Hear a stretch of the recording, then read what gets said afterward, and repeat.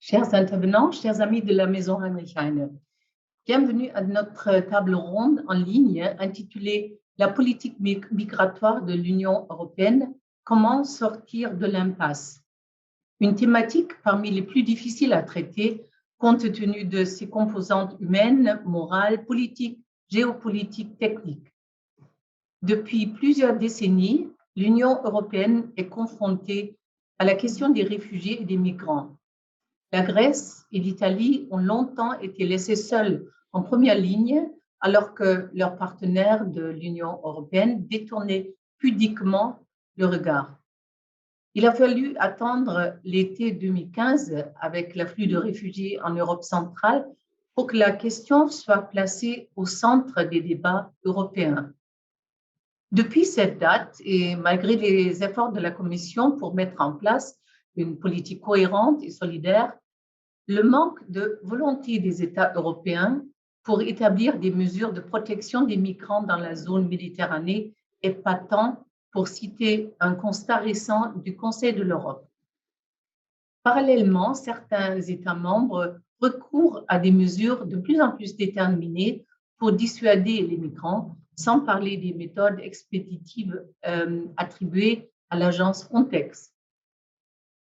Comment l'Union européenne peut-elle sortir de cette impasse? Quel rôle jouent les accords de régulation des flux avec des pays tiers? Quel effet le pacte européen sur la migration et l'asile proposé par la Commission aurait-il concrètement? Pour évoquer ce contexte particulièrement délicat, nous nous réjouissons d'accueillir ce soir plusieurs experts de la question et je les remercie vivement d'avoir accepté notre invitation. Tout d'abord, Madame Hélène Thiollet, spécialiste des politiques migratoires chargée de recherche au CNRS. Monsieur Eric Marquardt, député allemand du groupe des Verts, Alliance libre européenne, au Parlement de Strasbourg. Monsieur Yves Pascaud, chercheur senior associé à l'Institut Jacques Delors, directeur des programmes chez Respublica Lyon.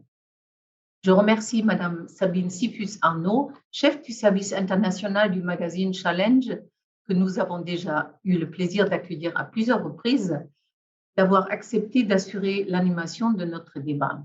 Et je tiens également à remercier nos deux interprètes et je passe la parole maintenant à Sabine Sifus-Arnaud. Merci. Bonsoir, à mon tour de vous remercier d'assister à cette table ronde et de vous souhaiter la bienvenue. Donc, politique migratoire de l'Union européenne, comment sortir de l'impasse, quelles sont les solutions? Évidemment, le sujet est brûlant depuis la crise des migrants de 2015. Il n'a cessé d'occuper le devant de la scène, même si pendant la pandémie, il est passé un petit peu à l'arrière-plan. Mais on a vu dès septembre 2020, il refaisait la une de l'actualité avec le terrible incendie qui a ravagé le camp de Moria. Alors, la Maison Heinrich Heine a consacré beaucoup de débats à la question. Et je pense notamment à une table ronde de fin 2018 qui s'intitulait « La politique migratoire va-t-elle diviser l'Europe ?» Depuis, on ne peut pas dire que les 27 aient fait beaucoup de progrès et le sujet continue de susciter querelles et controverses. Je vous cite pour exemple simplement la une du Monde, du quotidien Le Monde, le 29 mai. Face aux migrations, les limites et les dérives de l'Europe forteresse. Donc, il y a tous les mots-clés de notre débat de ce soir. Alors, pour couvrir la conférence, en fait, pour l'ouvrir, pardon, je voulais vous citer un chiffre et deux actualités très récentes. Le chiffre, c'est 21 000. Et selon l'Organisation des Nations Unies, plus de 21 000 migrants ou réfugiés sont décédés en Méditerranée depuis 2014. Et pas plus tard que dimanche dernier, donc le 13 juin, le pape François a célébré une messe dans laquelle il a rendu hommage aux migrants noyés et il a déploré, je le cite, que la mer Méditerranée soit devenue le plus grand cimetière d'Europe. Les deux faits récents, ils ont moins d'un mois. C'est à la fin mai où a éclaté une crise diplomatique entre le Maroc et l'Espagne, à Ceuta, donc l'enclave espagnole située au nord de l'Afrique. 8 à 9 000 migrants sont arrivés d'un coup du Maroc voisin et Madrid a accusé Rabat d'exercer un chantage aux migrants. Donc ça, on a retrouvé encore une problématique qu'on a vue plusieurs fois avec Ankara. Deuxième actualité, très différente, qui se passe tout au nord, au Danemark, je précise, avec un gouvernement social-démocrate.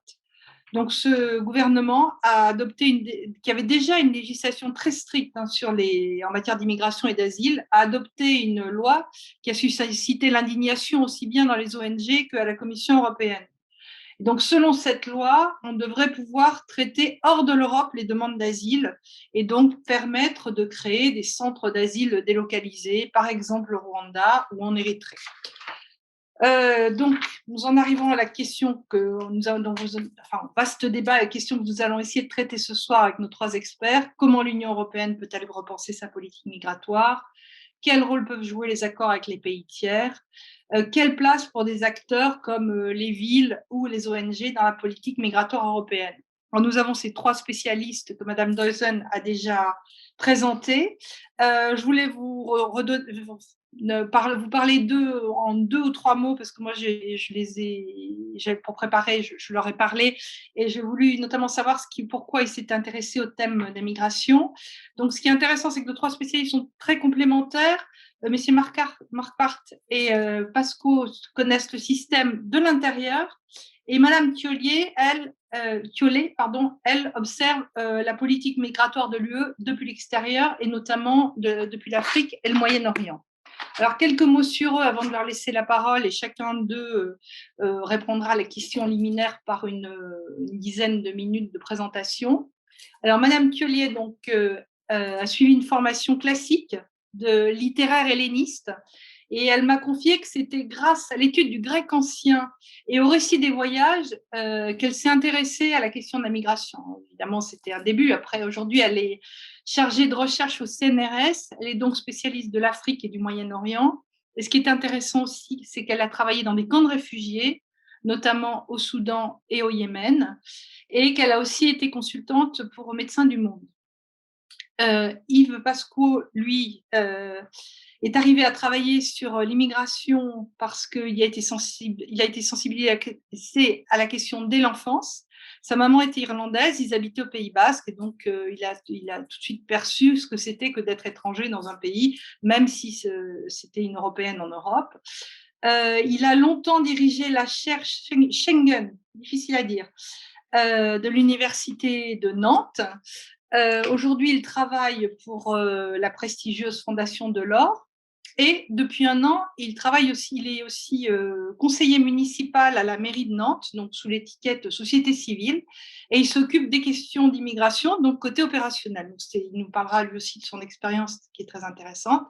Et enfin, Monsieur Marc Farr, qui est lui dans l'opérationnel et dans la décision, puisqu'il est un des plus jeunes élus du Parlement européen de Strasbourg. En arrivant en 2019, il faisait partie des 60% de novices qui arrivaient au Parlement, ce qui ne l'a pas empêché d'être très actif, très impliqué, et notamment sur les questions d'immigration, qu'il connaissait bien de sa vie professionnelle précédente, parce qu'il était photoreporter, et que donc il a suivi des réfugiés afghans, il a parcouru la route des Balkans. Donc, vous voyez, on a 3 intervenants qui ont des expériences riches et donc qui vont rendre ce débat très, très passionnant. Alors, je commence à passer la parole à Monsieur Pasco pour 7 à 10 minutes maximum, donc pour répondre à la question quelle solution. Et ce que je trouve intéressant, c'est que vous soutenez l'idée qu'il faudrait déjà commencer par utiliser les outils que nous avons à notre disposition. Je vous passe la parole. Oui, bonsoir. Merci beaucoup pour cette invitation. Pour répondre à la question sortir de l'impasse, ou est-ce que l'Union européenne peut sortir de l'impasse, la question est de savoir de quelle impasse est-ce qu'on parle, parce qu'en réalité, je pense qu'on est davantage dans une impasse de type politique que une impasse juridique. Si on regarde bien la situation aujourd'hui, on se rend compte que ça fait 20 ans, un peu plus, que l'Union européenne intervient dans le domaine des visas, de l'asile, de l'immigration. Et au bout de 20 ans d'exercice, les institutions européennes ont produit un nombre particulièrement important de règles. Ces règles ne sont pas parfaites, évidemment, puisqu'en ce monde, rien n'est parfait. Mais cela étant dit, ces règles ont, à mon avis, deux qualités. C'est que la première, elles sont pour la grande majorité fondées sur une logique politique qui avait été initiée dès la fin des années 90, en 1999, par les chefs d'État et de gouvernement à tempérer, donc sous l'égide d'une tendance politique plutôt ouverte, plutôt enthousiaste, si je peux utiliser ce terme, mais surtout respectueuse du cadre de l'Union européenne et en particulier du fondement de toute la construction européenne qui relève du respect des droits fondamentaux. Donc, la grande majorité des actes qui ont été adoptés au cours de ces 20 années, ont eu principalement pour objectif de porter une vision qui avait été posée en 99, qui était schématiquement de poser une politique commune, et en droit, fonder une politique commune, ça n'est pas rien, et qui était politique commune fondée sur le respect intégral de la Convention de Genève, mais aussi de l'ensemble des instruments de droits fondamentaux que l'on connaît. Ces règles, il faut bien reconnaître que elles existent, mais que elles sont mal ou peu appliquées. Et je pense que le problème que l'on rencontre aujourd'hui est essentiellement un problème de création d'un corpus juridique qui n'est pas suivi d'une mise en œuvre suffisante, parce que les règles qui existent aujourd'hui non seulement organisent de manière relativement complète un ensemble de pans de la question migratoire, mais aussi ont pour vertu de protéger les personnes beaucoup plus qu'elles ne leur portent atteinte initialement. Mais la grande difficulté, c'est que ces règles-là, comme je l'ai dit il y a quelques instants, ne sont pas ou peu appliquées. Pourquoi? D'une part, parce que c'est le rôle, malheureusement, d'un certain nombre d'États membres de ne pas nécessairement mettre en œuvre le droit de l'Union européenne.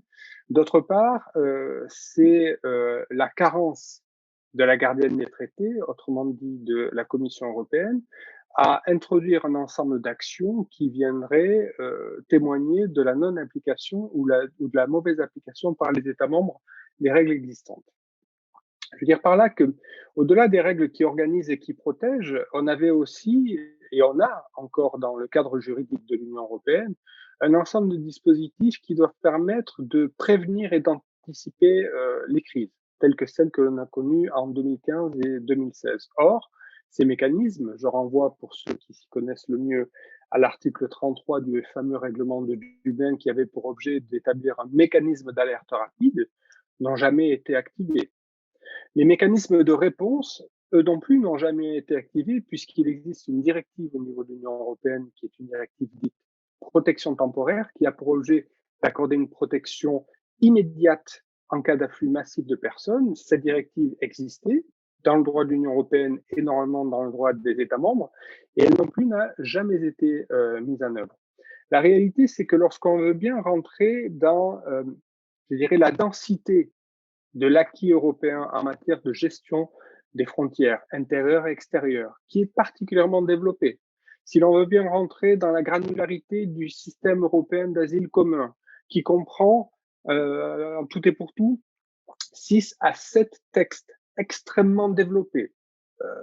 Je prends pour exemple le fameux règlement de Dublin, dont très peu savent que le règlement de Dublin, ce sont plusieurs dizaines de pages de journal officiel excessivement précises en termes de procédure, en termes de garantie. Et c'est pas simplement un mécanisme. Expliquez-nous, pardonnez-moi de vous couper, le règlement du Dublin en 2 mots, juste pour, en 2 mots, le règlement de Dublin. Qui ne saurait pas. Oui, excusez-moi. Le règlement de Dublin est le règlement par lequel les États décident d'identifier lequel des États européens est responsable de l'examen d'une demande d'asile dans le cas où le demandeur d'asile est rentré dans un État et se dirige dans un autre État. Pour être sûr et certain qu'il y ait un État et un seul qui examine la demande d'asile de la personne qui demande la protection, le règlement de Dublin va fixer une liste de critères qui vont, à un moment donné, identifier un État qui est responsable. De ce point de vue-là, le règlement n'est pas inintéressant. Le problème, c'est que le choix des critères a pour effet mécanique de faire peser la responsabilité, dans la grande majorité des cas, de l'examen de la demande d'asile aux États qui sont situés à l'entrée de l'espace européen, donc à la périphérie de l'espace européen. C'est un règlement qui est injuste parce qu'il fait peser une responsabilité importante aux États de la périphérie. Et donc, de par fait, exemple, les Grecs et les Italiens. La Grèce, l'Italie, l'Espagne.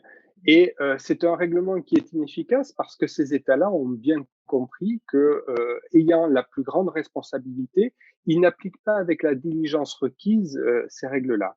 Donc, on a un système qui existe, qui est très développé, mais dont la majorité des règles les plus protectrices en termes de procédure, en termes de respect des droits fondamentaux, ne sont pas toujours mises en œuvre par les États. Et par conséquent, cette violation voulue, supposée ou fortuite du droit de l'Union européenne n'est jamais sanctionnée.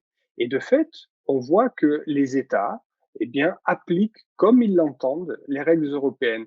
Et la réalité aujourd'hui, c'est que, pour répondre à votre question, qui n'était pas posée en ces termes, mais on a aujourd'hui une nouvelle Commission européenne qui a proposé un fameux pacte qui devrait évidemment répondre à toutes les questions dont souffre l'Union européenne. Et parce que c'est le sens des institutions, et notamment le sens des institutions politiques, la nouvelle Commission européenne est évidemment plus forte et meilleure que la Commission précédente. Et le pacte de la Commission européenne va évidemment répondre à tous les maux dont souffrent les demandeurs d'asile, réfugiés et citoyens européens, ce qui est en fait un leurre, puisque on connaît bien ce système-là dans nos États. Le nouveau gouvernement est évidemment meilleur que le précédent. Et le nouveau gouvernement va évidemment trouver les meilleures solutions à la situation. Le fait est que le pacte de la Commission européenne n'apportera pas de solution satisfaisante à la situation parce qu'il a pour objet, d'une part, de renverser la table et donc de modifier toutes les règles existantes. Et d'autre part, il a aussi pour effet de répondre à une logique du contrôle qui n'est pas une logique qui a prouvé qu'elle portait des effets depuis une vingtaine ou une trentaine d'années. Et enfin, le grand problème de ce pacte, et on y reviendra peut-être dans le cadre oui, on y reviendra de la discussion. Je termine juste par là parce que j'assistais ce matin encore à une conférence dans laquelle la commissaire intervenait, dans laquelle le ministre portugais intervenait, etc., etc. Et je suis frappé, en fait, par la cécité des institutions européennes qui jouent leur rôle de créateurs de normes, mais n'imaginent pas à un moment donné que ces normes vont devoir être appliquées. Elles vont devoir être appliquées sur le terrain, dans la réalité, par les magistrats, par les administrations, par les avocats. Or, je crains, et peut-être que le parlementaire ici présent confirmera ou infirmera mes propos, mais je crains que, et on le sait très bien, l'issue de la négociation des éléments hyper techniques et hyper procéduraux du pacte ne fasse accoucher le pacte, s'il aboutit un jour, à une sorte de monstre juridique qui ne trouvera jamais à être appliqué en réalité. Et donc, on en est là aujourd'hui. L'impasse serait de tout simplement rester calme, parce qu'on a, bon an, mal an, maîtrisé l'arrivée. Qu'on soit d'accord ou pas, c'est une question de réel politique. Quand on voit les chiffres d'arrivée sur le territoire européen, ils ont significativement chuté. Donc, la maîtrise ou le contrôle a été repris. On peut poser le diagnostic, évaluer les règles et identifier simplement celles qui méritent d'être modifiées plutôt que de renverser la table et de dire que l'on va inventer un nouveau système qui, à mon avis, ne produira pas autre chose que de perpétuer une logique du contrôle et de faire courir le risque de rendre inopérante la règle européenne. Écoutez, la transition est formidable pour donner la parole à M. Marc Barth. Donc, M. Pasco, vous nous dites 20 ans de règles non ou mal appliquées. Vous, eurodéputé, vous êtes là depuis 2 ans. Quel est votre diagnostic? Et puis, on parlera peut-être ensuite de ce fameux pacte que la nouvelle Commission européenne et sa présidente, Mme von der Leyen, essayent de mettre en œuvre, non sans difficulté, non sans controverse. La parole est à vous, M. Marc Barth. Ja, vielen Dank erstmal für die Einladung und entschuldigen Sie, ich kann im Französischen leider nicht diese dann doch recht komplizierte Diskussion führen, freue mich aber, dass wir das hier mit Dolmetschung alles hinbekommen. Ich möchte an einem anderen Punkt, also nicht vor 20 Jahren in Tempere anfangen, sondern im Jahr 1938 in Evian. Es gab damals nämlich in Frankreich auch eine Konferenz von Staats- und Regierungschefs, die sich angesichts der steigenden Zahl von geflüchteten Juden aus Deutschland, später auch aus Österreich getroffen haben. Und dort haben sich Hilfsorganisationen getroffen, Staats- und Regierungschefs getroffen. Alle waren sich einig, es braucht eine Initiative. Wir müssen die Menschen retten, denn es ist ganz schlimm, was den Jüdinnen und Juden in Deutschland passiert. Und das Ergebnis dieser Konferenz war, dass zwar alle gesagt haben, man möchte mehr Leute aufnehmen, das ist schrecklich, man muss diesen Leuten ja auch helfen, aber man konnte sich nicht darauf einigen, dass man einen Verteilungsschlüssel hat und dass man organisiert, dass die Menschen, die dann aus Deutschland noch fliehen konnten, zu der Zeit gerettet wurden. Und das hat dazu geführt, dass in der Konsequenz Jüdinnen und Juden, die in Deutschland waren, ja, vom Naziregime nicht nur verfolgt, sondern systematisch vernichtet werden sollten, nicht fliehen konnten. Die dann zum Beispiel in der Schweiz vor, wenn man das so sagen will, verschlossenen Türen standen und damals abgewiesen wurden. Auch das ist eine historische Erfahrung, die dazu geführt hat, dass man das Non-Refoulement-Gebot eingeführt hat im internationalen Recht. Man darf also Leute nicht einfach abweisen, wenn sie Asyl beantragen wollen, sondern man muss ihnen ein rechtsstaatliches Verfahren geben. Das ist einer der Punkte, wie wir jetzt zu diesem internationalen Asylrecht kamen. Und ich habe ein bisschen das Gefühl, dass sozusagen auch die historische Verantwortung, die ja im Asylsystem innewohnt, dass diese historische Verantwortung völlig aus dem Blickfeld der Politik geraten ist. Ich stimme meinem Vorredner sehr zu, dass es gar nicht offenbar mehr darum geht, welche Regeln haben wir eigentlich, wie können wir die Regeln am besten umsetzen, wie können wir dann auch überprüfen, welche Regeln machen Sinn, welche Regeln müssen wir vielleicht ändern, sondern dass es offenbar immer nur noch darum geht, Politik zu simulieren. Also man versucht durch irgendwelche Vorstöße, zum Beispiel einen neuen Pakt der EU-Kommission, den Eindruck zu erwecken, das einzige Problem seien eigentlich die Regeln, die wir momentan haben. Die würden ja gar nicht funktionieren und da wäre ja eigentlich vorprogrammiert, dass man Leute an den Außengrenzen misshandeln muss, dass man sie in unwürdigen Lagern einsperrt, dass man sie im Zweifelsfalle auf Rettungsinseln aussetzt, dass man, wenn sie mit dem Schlauchboot ankommen und in Seenot sind, dass man sie dann nicht mehr rettet, sondern in der Ägäis zum Beispiel einen Bootsmotor sabotiert und sie versucht, in die Türkei zurückzuschicken. Und diese ganzen Sachen sind aber nicht in den aktuellen Regeln vorgesehen. Es ist so, dass man durchaus auch in dem aktuellen Dublin-System, und das wurde gerade schon angesprochen, dieses Dublin-System ist mitnichten perfekt. Man könnte ganz viel daran ändern. Aber natürlich gibt einem das Dublin-System zum Beispiel in Artikel 17 die Möglichkeit der Solidarität. Also wenn es solidarische Staaten in Europa gibt, dann könnten diese Staaten, zum Beispiel Deutschland, im Dublin-System, so wie 2015 geschehen, sagen, nicht Dublin ist gescheitert, wir brauchen neue Regeln, sondern wir nehmen Menschen auf, weil offensichtlich sind Staaten an den Außengrenzen in dieser Solidargemeinschaft Europäische Union überfordert. Und deswegen nehmen wir Leute auf von Staaten, die dort überfordert sind, führen dann die Asylverfahren durch und organisieren das alles besser. Das kann man alles in dem aktuellen System ganz gut machen. Und dieser Paktvorschlag verdeckt die Möglichkeiten, die man momentan eigentlich hätte in gewisser Weise. So ein bisschen im Deutschen sagen wir, wie so ein Goldtopf am Ende des Regenbogens, ja, den man dann aus den Geschichten kennt. Und dann geht man zum Ende des Regenbogens und versucht, diesen Goldtopf zu finden. Und mit einmal sind alle Probleme gelöst und man ist reich. Aber diesen Goldtopf gibt es am Ende gar nicht. Also die europäische Asylpolitik wird sich nicht mit einem Fingerschnips, mit einem großen Wurf, mit einmal auflösen. Demokratische Prozesse sind nicht darauf angelegt, mit einmal demokratisch die Revolution zu beschließen und diese vielen Probleme, auch Mangel an Solidarität, auf einmal zu lösen. Das wird so nicht funktionieren. Und deswegen glaube ich, dass wir eigentlich, wenn wir wirklich etwas verändern wollen, ja, also zum Beispiel Rechtsstaatlichkeit an den Außengrenzen, also rechtsstaatliche Asylverfahren herstellen, auch eine Verteilung in Europa, auch, dass man eben mit Menschen so wie Menschen umgeht und dass erstmal ihre Würde und ihr Leben über allem steht, was man noch an Asylpolitik diskutieren will. Wenn man das will, dann muss man, glaube ich, die Hegemonie ändern. Denn momentan gibt es eine Hegemonie in der europäischen Asylpolitik, die im Wesentlichen ein Ziel verfolgt und dazu bereit ist, ziemlich viel zu opfern. Und dieses Ziel ist, dass man will, dass im nächsten Jahr noch weniger Menschen Asylanträge stellen als im Vorjahr. Das ist eigentlich das Einzige, worauf man sich einigen kann. Und dazu ist man, wie gesagt, bereit, im Zweifelsfalle das eigene Recht zu brechen, die eigenen Werte zu missachten, die historische Komponente, die ich gesagt habe, völlig auszublenden und im Prinzip in eine Situation zu geraten, in der man sich in Europa dafür rechtfertigen muss, wenn man Menschen in Not hilft, statt sich dafür rechtfertigen zu müssen, wenn man Menschen in Not nicht hilft. Da kann man über Seenotrettung reden etc., können wir alles noch machen. Aber um aus dieser Handlungsunfähigkeit, die vielleicht gar keine Handlungsunfähigkeit ist, denn es wird ja gehandelt, es wird ja mit sehr massiven Maßnahmen eben dieses Ziel verfolgt, das ich beschrieben habe.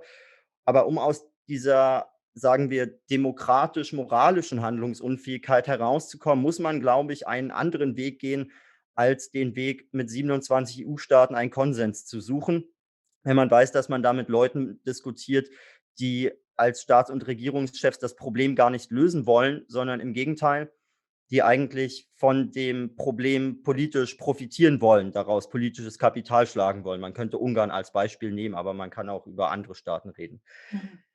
Und ich glaube, um da rauszukommen, muss man andere Ebenen mobilisieren. Und das sind zum einen einzelne Nationalstaaten, Staaten wie zum Beispiel mein Staat Deutschland, der natürlich Menschen freiwillig aufnehmen könnte. Aber wenn man dort nicht genug Staaten findet, gibt es auch sehr viele Regionen in Europa und auch ganz viele hilfsbereite Menschen, wo man zum Beispiel ein Patenschaftsprogramm wie in Kanada einrichten könnte, wo man eben sagen kann, okay, vielleicht kriegen wir das in Brüssel und Straßburg gerade nicht hin, aber vielleicht können wir wenigstens dafür sorgen, dass den Menschen ermöglicht wird, Menschen aufzunehmen, die jemanden aufnehmen wollen und da staatliche Programme schaffen, das europäisch fördern oder auch nationalstaatlich fördern. Vielleicht können wir Regionen und Städten ermöglichen, Menschen aufzunehmen. Dann kommen die Leute auch dort an, wo es ja in der Tat Mehrheiten für Aufnahmen gibt, aber man versucht momentan zu verhindern, dass diese Ebenen aktiv werden dürfen. Und das ist, glaube ich, ein Fehler. Und so wäre meine politische Vorstellung, was für einen Europaparlamentarier natürlich schwierig ist, weil ich würde auch gerne im Europaparlament einen tollen Beschluss fassen und alle Probleme lösen. Ich glaube aber, dass die anderen Ebenen, Städte, Kommunen, Regionen, Individuen momentan wahrscheinlich eher in der Lage sind, die Probleme zu lösen und dass man sie dabei unterstützen sollte von der Ebene, auf der ich bin. Très bien, merci beaucoup, Monsieur Marquardt. Donc, on a bien entendu, responsabilité historique, pas de baguette magique. On ne peut pas ne vouloir que faire baisser les chiffres. Et donc, vous parlez de solutions concrètes. On y reviendra tout à l'heure avec des exemples concrets. Pendant la discussion pour préparer cette table ronde, vous parliez de l'exemple de la ville de Palerme et de Naples, par exemple. Vous nous en direz un petit peu plus. Mais donnons d'abord maintenant la parole à Madame Thiollet, donc qui a une vision non pas j'allais dire insider, qui est un mot affreux en anglais, de grande connaisseuse de l'UE de l'intérieur, mais qui au contraire a cette vision vue d'Afrique et vue du Moyen-Orient sur la question des migrations. Donc on vous écoute, je vous passe la parole. Merci. Merci beaucoup de votre invitation et de cette occasion de participer à un débat avec Yves Pascoe et Éric Marquardt. Donc je m'inscrirai en fait dans la continuité de leurs propos. Effectivement, on voit bien que la politique de l'Union européenne oscille entre des objectifs sécuritaires. Excusez-nous, le son n'est pas bon du tout. Enfin, je pense qu'il y a non. Vous ne m'entendez pas bien? Enfin, je ne sais pas si c'est que mon cas, mais j'ai le sentiment qu'il y a un grésillement. Ah, vous m'entendez mieux là? Non, ça doit être très difficile pour les interprètes et c'est pas. Je suis désolée. Écoutez, j'essaye sans le casque. Peut-être sans votre super casque, oui. Est-ce que vous m'entendez mieux là? Ah, c'est magnifique, merci. J'enlève donc mes oreilles de princesse Leia.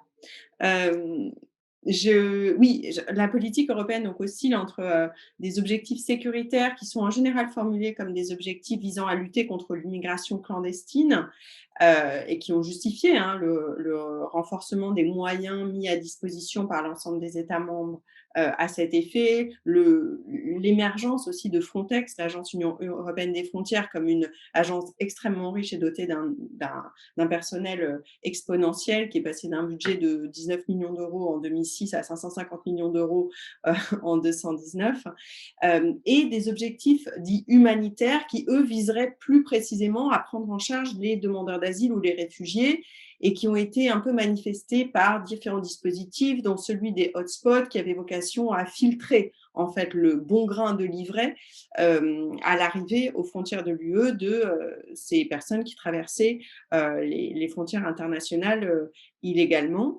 Pardon, hotspot, dites-nous, pardon, je ne sais pas, c'est technique, je suis désolée, juste en un mot. Ce sont des sites en Italie et en Grèce, il y en a eu en fait assez peu en vérité, qui étaient gérés conjointement par les États dans lesquels ils étaient localisés et Frontex et d'autres opérateurs, enfin, d'autres agents de l'Union européenne pour essayer d'identifier parmi les gens qui traversaient illégalement les frontières ceux qui pouvaient obtenir l'asile et ceux qui ne le pouvaient pas, en orientant les uns vers des procédures d'asile accélérées, un peu expéditives, et les autres en les orientant plutôt vers des dispositifs d'incarcération, des centres de rétention et éventuellement l'expulsion. Donc l'idée, c'était vraiment cette idée de filtre et de dichotomie entre l'aspect sécuritaire contre l'immigration clandestine et une politique humanitaire aux frontières en faveur des demandeurs d'asile. Mais on l'a vu, en fait, les dispositifs se sont enrayés très vite et de fait, l'approche humanitaire a été plutôt un échec et ce sont plutôt, en fait, les organisations de société civile que les agences nationales ou même l'Union européenne qui ont joué ce rôle d'accueil pour les demandeurs d'asile, ou les villes, comme le disait Eric Marquardt, donc les municipalités qui ont joué ce rôle d'accueil, bien sûr à l'exception de l'Allemagne en 2015, qui elle a étendu cette politique à l'échelle nationale. Et ce dilemme, il est symbolisé en France par la différence d'approche entre la ville de Calais, par exemple, et sa maire, Natacha Bouchard, et la ville de Grande-Synthe, qui a été longtemps sous le mandat de Damien Carême, qui est aujourd'hui votre collègue Eric Marquardt au Parlement européen. Et l'idée que d'un côté, à Grande-Synthe, on acceptait la nécessité de prendre en charge dans un dispositif humanitaire de potentiels demandeurs d'asile qui d'ailleurs ne souhaitaient pas s'installer en France, alors qu'à Calais, les pratiques courantes étaient celles du contrôle, du déguerpissement, de l'incarcération et éventuellement de l'expulsion. Ce qu'il faut comprendre, c'est que cette sécurisation des politiques migratoires qu'on observe à l'échelle européenne, en fait, elle s'est accélérée pendant la crise de 2015 et encore plus accélérée durant l'épidémie de Covid-19. Ce qu'on a observé dans les sites qui avaient encore un peu de dispositifs humanitaires à destination notamment des demandeurs d'asile, c'est des processus de fermeture des camps en Grèce, impossibilité d'accès pour un grand nombre d'ONG à ces sites, et de fait, même pour les demandeurs d'asile, la gestion de l'arrivée est devenue aussi sécuritaire et sous des modalités d'incarcération. Donc ça, je pense que cette tendance à la sécurisation de notre gestion des arrivées, y compris des demandeurs d'asile, elle est très forte et elle doit être soulignée. Le second point que j'aimerais faire, qui effectivement correspond à une prise de distance un petit peu par rapport à l'espace européen, là j'étais aux frontières de l'Union européenne, dans les pays frontières où ont été installés certains dispositifs, donc la Grèce et l'Italie par exemple. Donc là, on pourrait aussi s'éloigner un petit peu de l'espace européen et regarder l'ensemble des politiques publiques que l'Union européenne et les États membres ont déployé depuis le début des années 90, mais particulièrement depuis le début des années 2000, pour essayer non pas de gérer l'arrivée de flux de migrants ou de demandeurs d'asile en Europe, mais essayer de créer un glacis autour de l'espace européen, de manière à ce que ces flux n'arrivent jamais en Europe. Et l'idée a été de créer des partenariats diplomatiques autour des questions de migration dans les années 90 et puis progressivement dans les années 2000 autour des questions de gestion de l'asile et des demandeurs d'asile dans des pays tiers, que ce soit pour les migrations, le Maroc, la Tunisie et plus récemment en 2016 sur la question de l'asile avec la Turquie, par exemple. Mais cette politique, elle est très ancienne, cette politique qu'on appelle d'externalisation de la politique migratoire puis de la politique d'asile de l'Union européenne. Elle est très ancienne, elle a commencé dans les Balkans, avant que les pays certains pays qui ont désormais accédé, qui sont devenus des États membres de l'Union européenne, ne le deviennent. Ils étaient soumis à une sorte de conditionnalité dans le partenariat migratoire qui était un prérequis, souvent implicite mais parfois explicite, à l'accès à l'adhésion à l'Union européenne. Cette externalisation des politiques migratoires et des politiques d'asile, elle pose plusieurs problèmes. Un premier problème est qu'elle crée des conditions de possibilité pour des pays tiers de faire pression sur l'Europe de manière plus ou moins bienveillante dans le cadre de cette diplomatie migratoire et d'échanger en fait le contrôle des migrations, l'endiguement, pour utiliser le vocabulaire de la guerre froide, donc d'échanger l'endiguement des flux de migration irrégulière, mais aussi de demandeurs d'asile, contre des prébendes économiques, donc des prêts, du financement de programmes de développement, du financement des appareils de sécurité des gouvernements en place et de fait un soutien politique à des gouvernements en place. On a vu que ça pouvait poser des problèmes politiques extrêmement prégnants. Par exemple, en 2014, au moment où l'Union européenne a commencé à signer des accords de partenariat avec le Soudan, dans le cadre de ce qu'on a appelé l'initiative ou le processus de Khartoum, avec un Soudan qui était quand même dirigé encore à l'époque par quelqu'un qui était sous mandat d'arrêt de la Cour pénale internationale pour crimes de guerre, crimes de génocide et crimes contre l'humanité au Darfour. Le deuxième problème, qui est un problème de taille, c'est que autant ces dispositifs d'externalisation des politiques migratoires et de glacis autour de l'Union européenne font relativement consensus dans l'arène politique quand il s'agit de migration clandestine ou de migrants dits clandestins, autant elles posent des problèmes juridiques aigus lorsqu'on parle de demandeurs d'asile. Et la caractéristique des flux qui arrivent aujourd'hui à traverser les frontières de l'Union européenne ou qui traversent la Libye ou qui traversent le Maroc, c'est qu'il s'agit de flux mixtes qui mêlent des personnes qui vont éventuellement demander l'asile ou pas, et qu'il est très difficile de caractériser ex ante la nature de ces flux, et que en endiguant ces flux par principe, on se retrouve dans la situation qui était décrite très justement par Eric Marquardt, qui était celle de 1938. On pratique le refoulement de populations qui sont potentiellement en danger vital.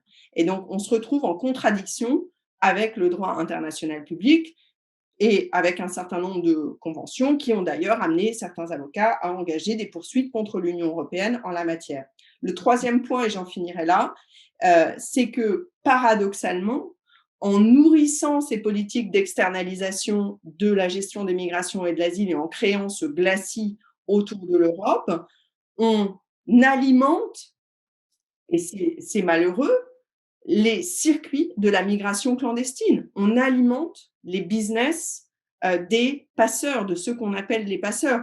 Parce que même les demandeurs d'asile, se trouvant empêchés d'accéder légalement au territoire européen, avec de plus en plus d'obstacles dans les pays dits de transit pour accéder au territoire européen et y demander l'asile, n'ont pas d'autre solution que de tenter des voyages clandestins qui sont de plus en plus chers et de plus en plus dangereux et qui les mettent en danger.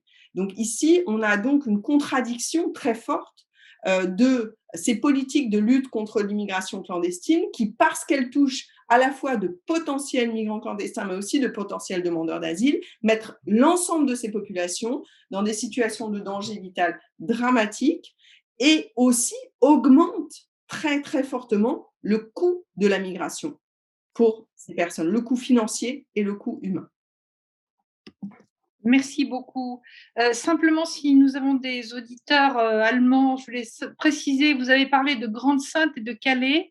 Donc, ce sont deux villes du nord de la France qui ne sont distantes l'une de l'autre que de 30 ou 35 kilomètres, dans mon souvenir, Et donc, c'était pour montrer que selon les décisions locales qui étaient prises, les politiques étaient très différentes avec des impacts différents. Nous reviendrons aux initiatives locales qui ont été prises ces dernières années. Dans la première partie de notre discussion, donc merci à vous trois, nous allons peut-être aborder certains points que vous avez évoqués, notamment le pacte migratoire donc, qui vient d'être lancé par la nouvelle commission, le rôle de Frontex, cette agence de garde-frontière européen, parce qu'on en parle beaucoup, mais on ne sait pas vraiment ce qu'elle est et ce qu'elle fait. Enfin, c'est pas toujours très clair. Et puis le fameux rôle de ce qu'on appelle les pays tiers, c'est-à-dire les pays qui ne sont pas européens, mais auxquels on sous-traite le problème, enfin sous-traite entre guillemets, le mot est affreux, le problème de l'immigration, et on pense notamment à la Turquie. Donc, je voulais commencer par ce fameux pacte donc, qui doit tout révolutionner, donc, qui s'appelle Pacte sur la migration et l'asile, que la Commission européenne a mis sur la table. Il est très controversé. Et donc, je vais vous demander à tous les trois de votre avis. Alors, Monsieur Pasco, vous avez commencé à en parler. On a bien senti, Madame Thiollet et Monsieur Marquardt, que vous en pensiez. Mais je vous donne une citation de France Terre d'Asile et je vous laisse poursuivre. Donc, cette citation est la suivante. Le pacte sur la migration et l'asile privilégie une approche sécuritaire au détriment d'un accueil digne des demandeurs d'asile. Donc, j'aimerais que vous réagissiez. Je ne sais pas qui veut prendre la parole le premier. Et pour nous expliquer un peu où on en est dans la mise en place de ce pacte, est-ce qu'il ira jusqu'au bout et quels sont les dangers et quels sont les avantages aussi s'il y en a. Monsieur Marquardt? Wenn ich das soll, gerne. Ich glaube sozusagen, es gibt mehrere Grundprobleme bei dem Pakt. Das erste Problem ist, er wird nicht zur Verbesserung beitragen, schon weil er nicht umgesetzt werden wird. Es ist so, dass wir jetzt seit ja dann bald einem Jahr einen Vorschlag von der Kommission haben. Wir wissen schon jetzt, dass die Analyse unseres wissenschaftlichen Dienstes erst im September kommt, welche Auswirkungen der eigentlich in bestimmten Simulationen hätte.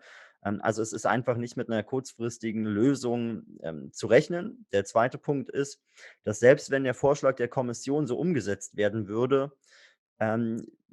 trägt er nicht zu einem sinnvollen Interessenausgleich so bei, dass dann da Solidarität entstehen würde. Er möchte sich nämlich um gar nicht so stark die Probleme der Ersteinreisestaaten wie Griechenland, Malta, auch Italien und Spanien kümmern, sondern vor allem eigentlich auch die Interessen von zum Beispiel Frankreich oder Deutschland befriedigen, dass es aus Sicht der Staaten im Zentrum Europas eben zu viel Sekundärmigration gibt.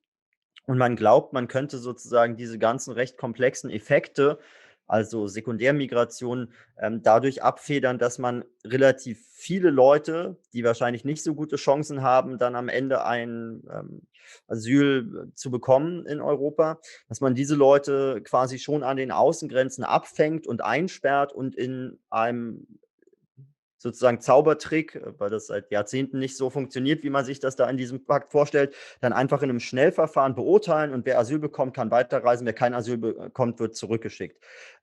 Das klingt in der Theorie ganz gut. Wir wissen aber aus auch der Erfahrung mit diesen Grenzverfahren an den Außengrenzen, dass das immer zu Chaos und Leid führen wird. Es wird dazu führen, dass Massenlager entstehen, in denen Leute eingesperrt werden. Und es wird eben auch es wurde auch schon angesprochen, dazu beitragen, dass man natürlich dann versucht, sich um dieses System herumzuwinden und dadurch noch weniger Kontrolle und Ordnung in dem Gesamtsystem haben, was dann wiederum zu Leid und zur Förderung von Schlepperbanden führt. Also ich kann den Pakt jetzt sozusagen nur in Grundzügen beschreiben. Wir beschäftigen uns sehr intensiv damit, auch im Parlament. Wir werden im Parlament wahrscheinlich schaffen, eine Meinung dazu zu finden. Aber mein Interesse daran, sozusagen im Detail die Vorschläge, also wir machen das und kann ich auch erzählen, ja, aber mein Interesse daran, im Detail diese Vorschläge auseinanderzunehmen und zu gucken, was ist sinnvoll und was nicht, ist nicht so groß, weil ich schon jetzt weiß, dass die Mitgliedstaaten der Europäischen Union sehr große Schwierigkeiten haben, sich überhaupt auf eine Position zu diesen verschiedenen Vorschlägen in dem Pakt zu einigen. Und wenn sie sich irgendwann mal darauf einigen können. Sie einigen sich ja schon seit 2016, beim letzten Vorschlag haben sie es ja schon nicht hinbekommen, ne? Seitdem diskutieren die, also seit 5 Jahren. Wenn sie es aber irgendwann, sagen wir, in 5 Jahren hinbekommen, eine Meinung zu haben, dann wird das nicht so sein, dass sie etwas verbessern wollen, weil man sich in diesem Konsensprinzip nicht auf Verbesserungen einigen kann, sondern nur auf ein Wirrwarr aus Kompromissen, die der Komplexität der Herausforderung, der man gerecht werden will, niemals gerecht werden kann. Und da gibt es schon ein strukturelles Problem momentan, vor allem, weil die Grundüberzeugungen der verschiedenen Regierungen sehr weit auseinander liegen. So würde ich Très das bien, donc il y beschreiben, a un aber bazar Yves kann das ergänzen. il y a un bazar des positions des chefs d'État et de gouvernement. Une simple question rapide, est-ce que vous, Parlement de Strasbourg, vous avez le pouvoir de couler ce texte? Si vous êtes d'accord entre vous, bien sûr. Genau, also ich kann jetzt, also wir müssten natürlich eine Mehrheit haben, aber gegen eine Mehrheit des Europaparlaments kann man keine Gesetze in der Europäischen Union erlassen. Es ist aber auch so, dass natürlich man auch als Parlament und auch als einzelner Abgeordneter durchaus einen gewissen Druck verspürt, natürlich etwas in der Migrationspolitik zu verändern. Ich bin momentan der Meinung, dass es für mich interessanter ist, mir erstmal anzuschauen, was kann man denn mit den Regeln, die wir momentan haben, machen und wie könnte man denn jetzt in den nächsten Monaten für auch die Leute, die momentan leiden und im Mittelmeer ertrinken und ja, deren Grundrechte missachtet werden an den Außengrenzen arbeiten. Aber ja, also das ist auch eine Möglichkeit, das Parlament könnte das ablehnen. Ähm, man muss aber dann auch mal schauen, es ist ja nicht so, dass wir nur Ja oder Nein sagen zu dem Vorschlag, sondern erstmal entwickeln wir auch eine Position, was aus unserer Sicht sozusagen sinnvoll wäre. Der Rat entwickelt eine Position, was aus ihrer Sicht sinnvoll wäre, und dann trifft man sich und versucht etwas zu verhandeln.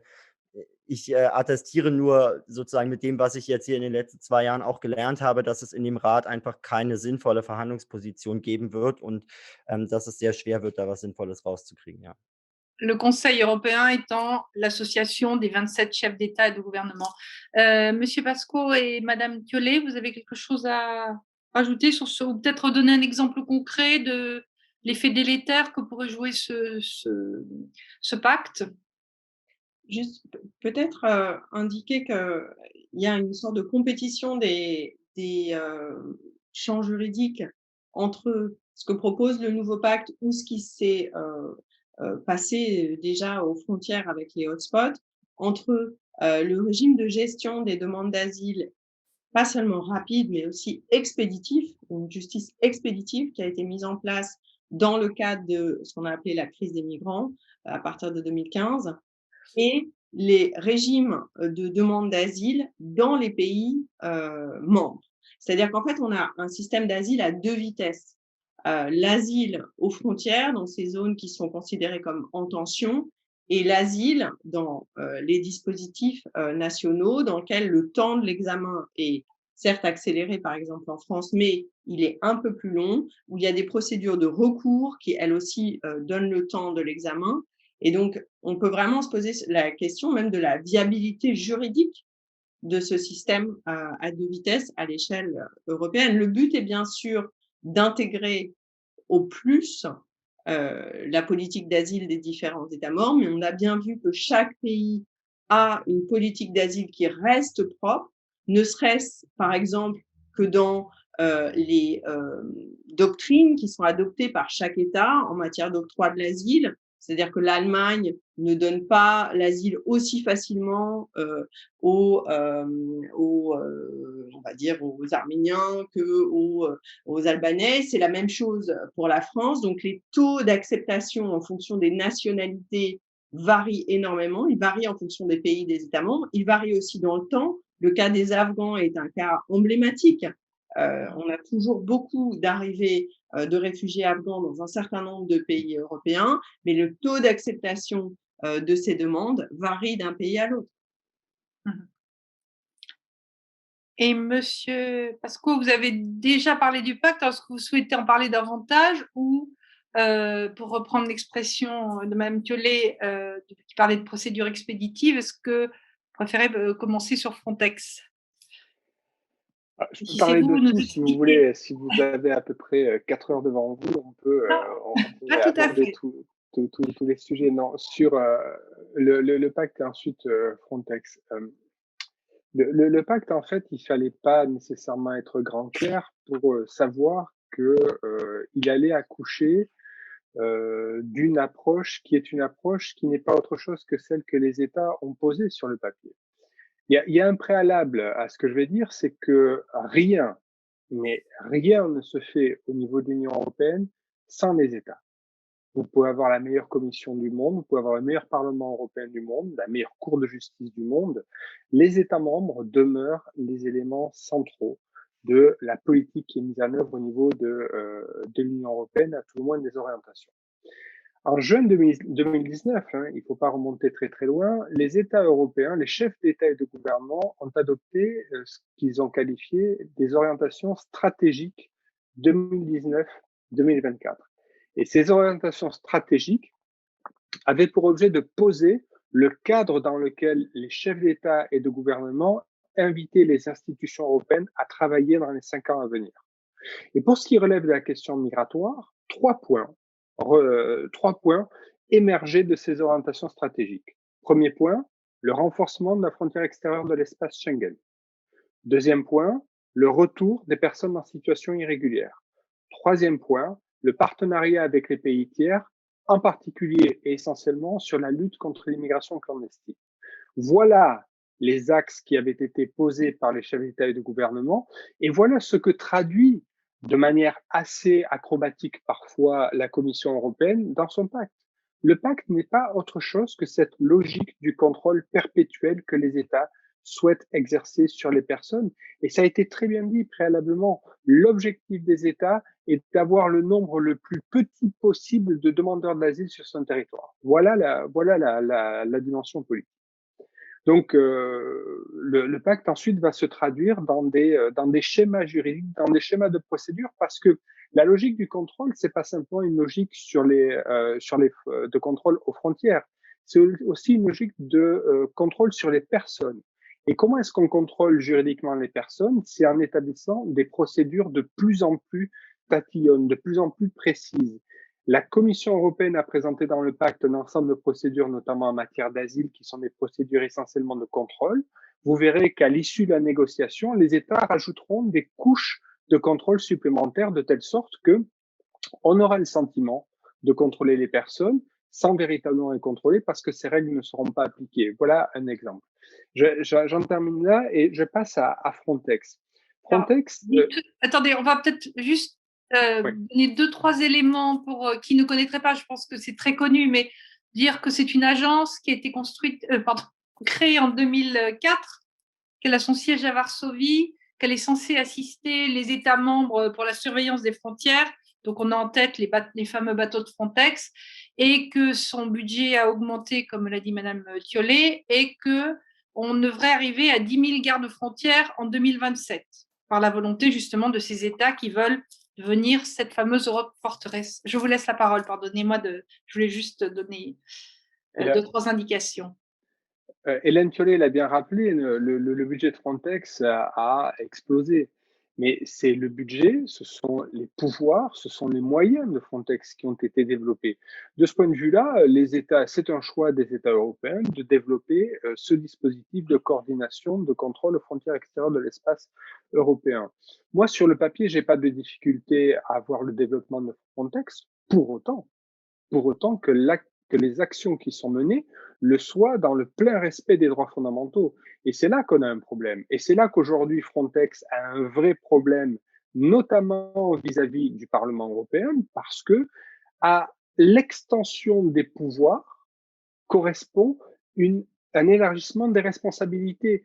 Et le directeur exécutif de Frontex aujourd'hui, le français Fabrice Leggeri, refuse de reconnaître que l'agence a une responsabilité. Or, cette responsabilité existe juridiquement dans notamment le règlement qui établit le corps européen de garde-frontières.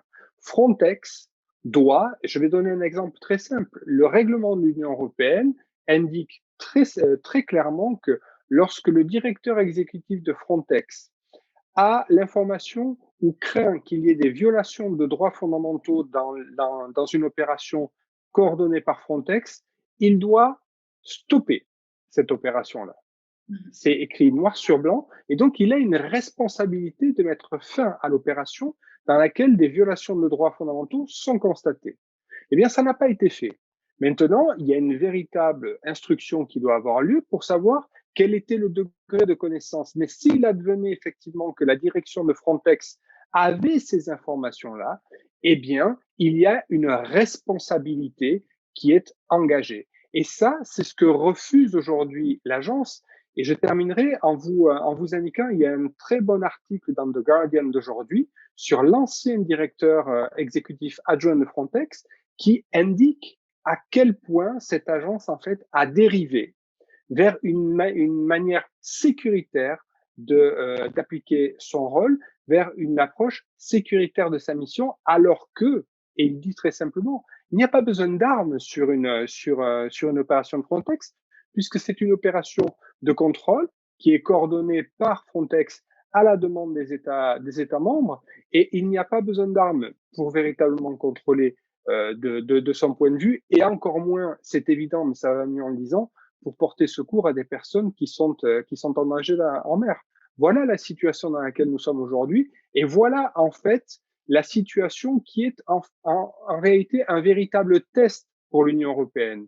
Soit l'Union européenne fait face à ses responsabilités au travers de ses institutions et de ses agences, soit elle nie qu'il peut y avoir une responsabilité, et auquel cas, elle se discréditera et se décrédibilisera auprès de l'opinion publique européenne. J'avais envie de passer la parole à Monsieur Mark Wart parce que justement, il a beaucoup travaillé sur Frontex, notamment pour parler de ces fameuses opérations très controversées qu'on nomme en mauvais franglais pushback, en allemand aussi, et je pense que le mot refoulement est la meilleure traduction. Est-ce que vous pouvez nous en parler? Il y a une émission grand public, d'enquête grand public en Allemagne qui a été diffusée sur cette question-là et à laquelle vous avez participé. Je donne la parole.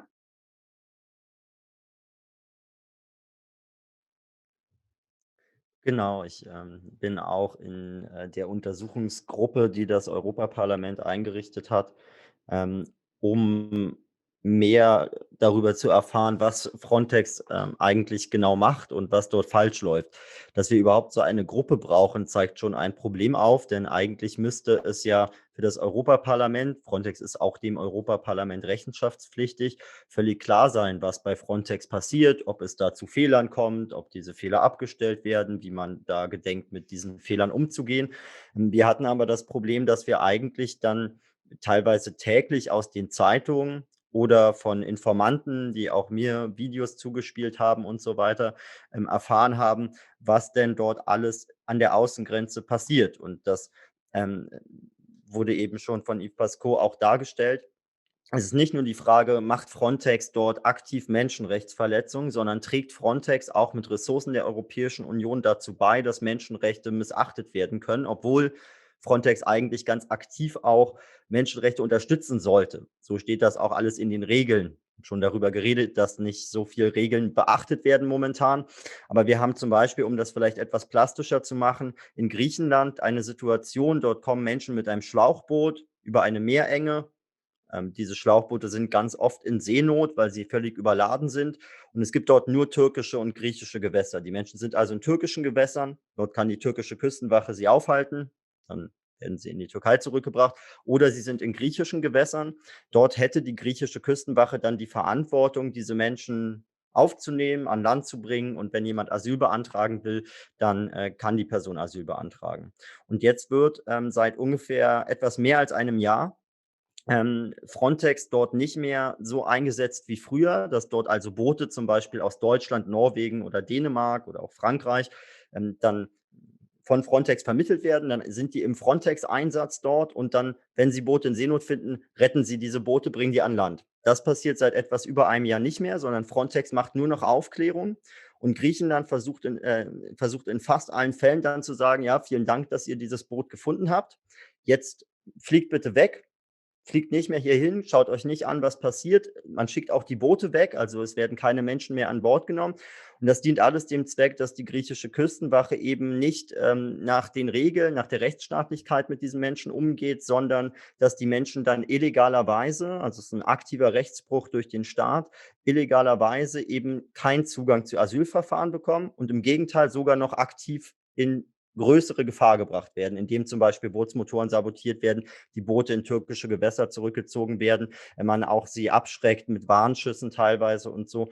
Und an den Stellen, wo man mal Aufnahmen hat von Frontex, weil Frontex da nicht schnell genug weggeschickt wurde, ist auch zu sehen, es gibt dort systematische Menschenrechtsverletzungen. Und nun muss man sich, da wurde schon dieser Artikel 46 der Frontex-Verordnung angeschaut, müsste man eigentlich eine Situation haben, wo Frontex sagt, okay, es gibt dort systematische Menschenrechtsverletzungen, wir ziehen uns zurück, wir machen dort nicht mit. Da aber Frontex eine Agentur ist, auf die sozusagen die gesamte Sicherheit der Europäischen Union projiziert wird, besonders von, das kann man sagen, konservativen Politikern, kann sich natürlich Frontex nicht zurückziehen. Es ist ja, und ich versuche es jetzt abzukürzen, ja, es ist einfach so, dass Frontex in einem populistischen Wahn die Aufgabe gegeben werden sollte, dass man mit mehr Investment, mehr Personal bei Frontex die Asylanträge senkt. Das Problem aus jeglicher Perspektive ist aber, dass es keine rechtsstaatlichen Mittel gibt, die Asylanträge zu senken. Das heißt, Frontex muss eigentlich, um das Ziel, was man auch öffentlich mit dem Investment in Frontex verspricht, um dieses Ziel zu erreichen, muss Frontex das eigene Recht der Europäischen Union brechen. Staaten müssen dort mitspielen, sie müssen systematisch über diese Situation lügen, sie müssen Menschenrechtsverletzungen vertuschen und man manövriert sich dort wirklich weg von allem, was die Europäische Union an Werten und Rechtsstaatlichkeit ausmacht, weil man eben bereit ist, die eigenen politischen Ziele auch abseits dieser demokratischen Werte zu erreichen. Und Frontex ist da eben ein Symbol dafür. Ich würde aber sagen, nicht die Ursache dieses Problems, sondern eher ein Symptom dieser politischen Hegemonie, die sich eigentlich von dem abwendet, was Europa ausmacht. Hélène Thiollet, vous avez tout à l'heure déjà évoqué la question. Il y a un autre symptôme de l'impuissance, c'est les relations avec les pays tiers. Est-ce que des pays comme, par exemple, la Turquie, utilisent les migrants comme une arme diplomatique? Est-ce qu'ils font du chantage aux migrants, pour employer une expression horrible? Et est-ce qu'il y a des possibilités d'amélioration? Quelles sont les marges de manœuvre des Européens?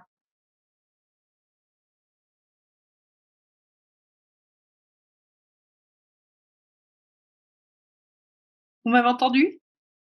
Oui, pardon. Et je crois que vous avez éteint votre micro. Oui, oui, merci. Je ne savais pas qui voulait prendre la parole. Je peux peut-être commencer une réponse et les autres intervenants donneront leur appréciation. Plus qu'un chantage aux migrants, parce que ce n'est pas que ça, on assiste vraiment, comme je le disais, depuis, notamment depuis une vingtaine d'années, mais ça a commencé un petit peu avant, à la construction d'une diplomatie migratoire, qui est devenue aussi une diplomatie de l'asile extra-européenne, et qui tente d'organiser ce glacis autour de l'Europe. Les initiatives ne sont pas seulement celles de l'Union européenne, elles ont aussi été celles des États membres. Je pense qu'un des exemples les plus marquants, ce sont les négociations engagées par Silvio Berlusconi avec la Libye dans les années 2000 pour empêcher l'accès au territoire italien de demandeurs d'asile ou migrants, enfin de personnes qui essayaient de traverser la Méditerranée.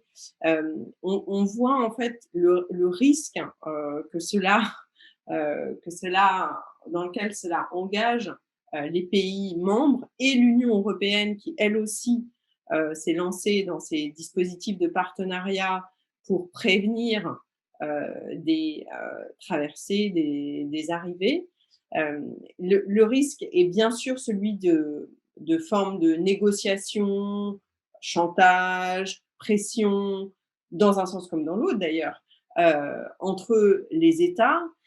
Mais aussi, il y a un autre risque qui est très important, qui est le risque que l'Union européenne et donc les impôts des citoyens de l'Union européenne financent directement et indirectement, mais aussi directement, les appareils sécuritaires de dictature dans des pays tiers qui ne servent bien sûr pas qu'à restreindre les départs de potentiels migrants clandestins vers l'Union européenne, mais aussi réprimer les oppositions politiques au régime en place et de fait financer le fonctionnement de régimes autoritaires. Donc on pousse assez loin ces logiques de coopération sans conditionnalité politique, ou plutôt avec des conditionnalités politiques qui sont exclusivement centrées sur l'arrêt des flux migratoires et non pas, comme le disait Eric Marquardt, sur le respect de l'état de droit. Donc ce qui se passe à l'intérieur de l'Union européenne ou aux frontières de l'Union européenne se passe aussi, et a fortiori de manière encore plus étendue, dans les pays tiers. On l'a vu en Libye, on l'a vu au Soudan, et on le voit aussi dans le contexte turc, même si ce qu'on a appelé la déclaration euro-turque de 2016 est en fait Il faut que vous nous disiez 2-3 mots sur cet accord, qu'on sache un petit peu les grandeurs et les… Il ne s'agit pas d'un accord, il s'agit d'une déclaration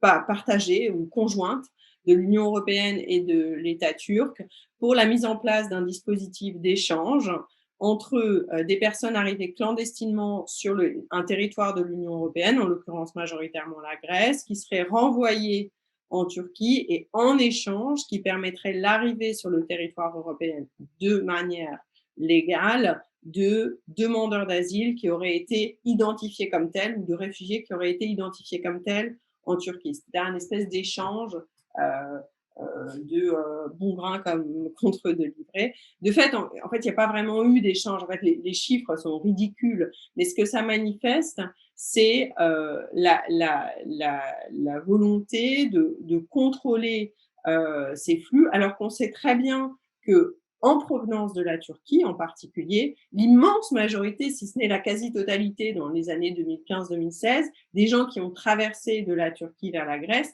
étaient des demandeurs d'asile qui, une fois arrivés en Europe, ont obtenu le statut de réfugié. Donc, il n'y a pas de doute. Là, on n'est même pas dans la configuration où on a des flux mixtes. On a des flux qui sont quasiment à 100% des flux de demandeurs d'asile, majoritairement syriens, un petit peu afghans et un petit peu irakiens. Je parle de 2015-2016 et même 2017.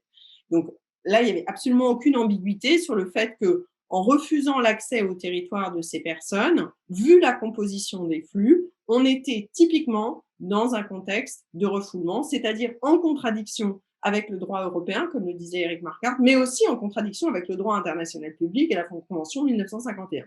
Donc là, il n'y avait absolument aucun doute.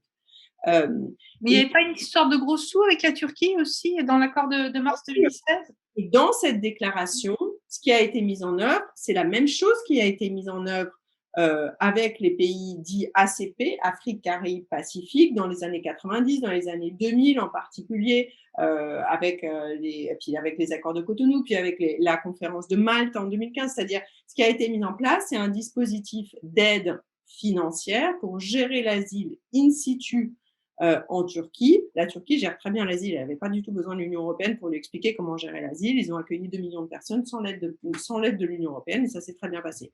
Mais l'idée était de payer l'organisation de ce glacis, notamment dans un contexte où la Turquie et le régime de Recep Tayyip Erdogan accusaient une dérive autoritaire certaine après le pseudo-coup d'État et la répression qui a suivi et les purges dans l'administration et le système politique turc. Donc là, il y avait vraiment un système de négociation pour l'État turc, d'acceptabilité de la dérive autoritaire de l'État turc, qui de fait se trouve financé en partie par l'Union européenne. Et on a comme ça des phénomènes politiques qu'on évalue mal, puisqu'on se focalise de manière quasiment pathologique sur l'obsession, comme le disait très justement Eric Marquardt, comme le disait Yves Paquio, l'obsession d'empêcher des arrivées de demandeurs d'asile. Donc, pour satisfaire à cette obsession qui commence à devenir vraiment inquiétante, en fait, que ce soit la seule lentille d'observation des relations internationales de l'Union européenne, c'est très inquiétant. Donc, pour accéder à ce saint Graal de l'arrêt des arrivées de demandeurs d'asile comme de migrants clandestins, on est prêt à financer n'importe quelle dérive autoritaire dans n'importe quel régime. Je vois que le temps tourne très vite. Peut-être en complément de ce que vous disiez, quand même, cet accord avec la Turquie, il y a eu 2 fois 3 milliards d'euros à la clé, bon, ce que certains pays dits frugaux ont beaucoup regretté. On voulait aussi parler des solutions locales. On n'a pas eu encore le temps de le faire. Je voulais que chacun de vous trois nous présente des bonnes idées, des initiatives intéressantes. Je voulais simplement dire ensuite, nous entamerons le jeu des questions-réponses avec ce qu'on a coutume d'appeler la salle, c'est-à-dire les internautes aujourd'hui. Vous pouvez poser des questions par écrit que je verrai, que je pourrai lire. Donc, n'hésitez pas. Donc, nous terminons cette discussion entre vous trois par des initiatives ou des exemples concrets. Et j'aurais bien commencé par Monsieur Pasquot, qui était du côté académique et qui est passé donc à la mairie de Nantes comme responsable des questions migratoires. Et puis ensuite, Monsieur Marc Part qui avait des exemples dans les pays du Sud, européens du Sud, et puis Hélène Thiollet aussi, et ensuite nous passerons aux questions du public, si ça vous va. Bien, merci. Juste Monsieur le conseiller municipal. Merci bien. Juste une petite idée toute simple. C'est ce qu'on fait, nous, à la mairie de Nantes, la politique publique qu'on met en place dans le cadre de cette politique qu'on appelle migrants, dans le cadre réduit des compétences d'une ville, mais avec les pouvoirs et les moyens qu'on souhaite se donner. Notre ligne de conduite est celle d'essayer, autant que faire se peut, de rétablir les personnes dans leurs droits. Parce que des personnes à la rue ne sont pas des personnes qui sont dans leurs droits. Des demandeurs d'asile à la rue ne sont pas des demandeurs d'asile qui sont dans leurs droits. Des réfugiés à la rue, on a à peu près 30% de réfugiés dans les squats quand on fait des mises à l'abri, ne sont pas des personnes qui sont dans leurs droits. Donc, nous, une des lignes d'approche, c'est d'aller dans ce sens-là. Bien, ce qu'on fait nous au niveau local, j'inviterai les États membres à le réaliser à leur niveau, parce que le pacte aujourd'hui n'est pas appliqué. Il y a donc un cadre juridique qui existe, et on peut tout simplement demander aux États de l'appliquer pour tout simplement rétablir les demandeurs d'asile, les réfugiés et les migrants dans les droits qu'ils ont, parce que les règlements et les directives de l'Union européenne qui protègent beaucoup plus qu'ils maltraitent, sont des droits qui leur ont été accordés de manière démocratique par les institutions européennes, et ce sont des droits auxquels ils peuvent légitimement revendiquer. Et je pense que si on commençait par là, il y aurait beaucoup de choses qui iraient bien mieux. Vous n'avez pas un exemple très concret de ce que vous avez fait à Nantes? Alors très concrètement, à Nantes, comme dans de nombreuses villes et métropoles françaises, on a toute une série de personnes qui sont à la rue, et notamment qui sont dans des squats. La volonté de la ville a été de travailler de manière très proche à la fois des services de l'État dont c'est la compétence quasi exclusive, mais aussi avec les acteurs de terrain pour tâcher dans les meilleures conditions possibles et le plus rapidement possible de déménager, si j'ose ce terme-là, ces personnes des squats vers des dispositifs d'hébergement qui permettent ensuite de les orienter vers les dispositifs vers lesquels ils sont éligibles. Et de manière tout à fait concrète, on a une auberge de jeunesse à Nantes qui est revenue dans le patrimoine de la ville l'année dernière. Et bien plutôt que d'affecter cette auberge de jeunesse à son projet initial, qui était une réaffectation de services et donc la création de bureaux, nous avons décidé à Nantes de permettre à l'État d'utiliser à titre gratuit cette auberge de jeunesse pour pouvoir accueillir, héberger et réorienter des personnes qui initialement étaient en squat. Voilà comment est-ce qu'une collectivité peut, à un moment donné, dans certaines circonstances, contribuer au rétablissement des personnes dans une situation dans laquelle ils n'auraient jamais dû sortir, de laquelle ils n'auraient jamais dû sortir. Donc un traitement plus humain. Monsieur Marquardt, vous me disiez pendant la préparation de la table ronde que Palerme et Naples notamment avaient pris des initiatives intéressantes. Est-ce que vous voulez développer un de ces deux exemples ou d'autres, je ne sais pas, pour expliquer concrètement ce qu'une municipalité peut faire?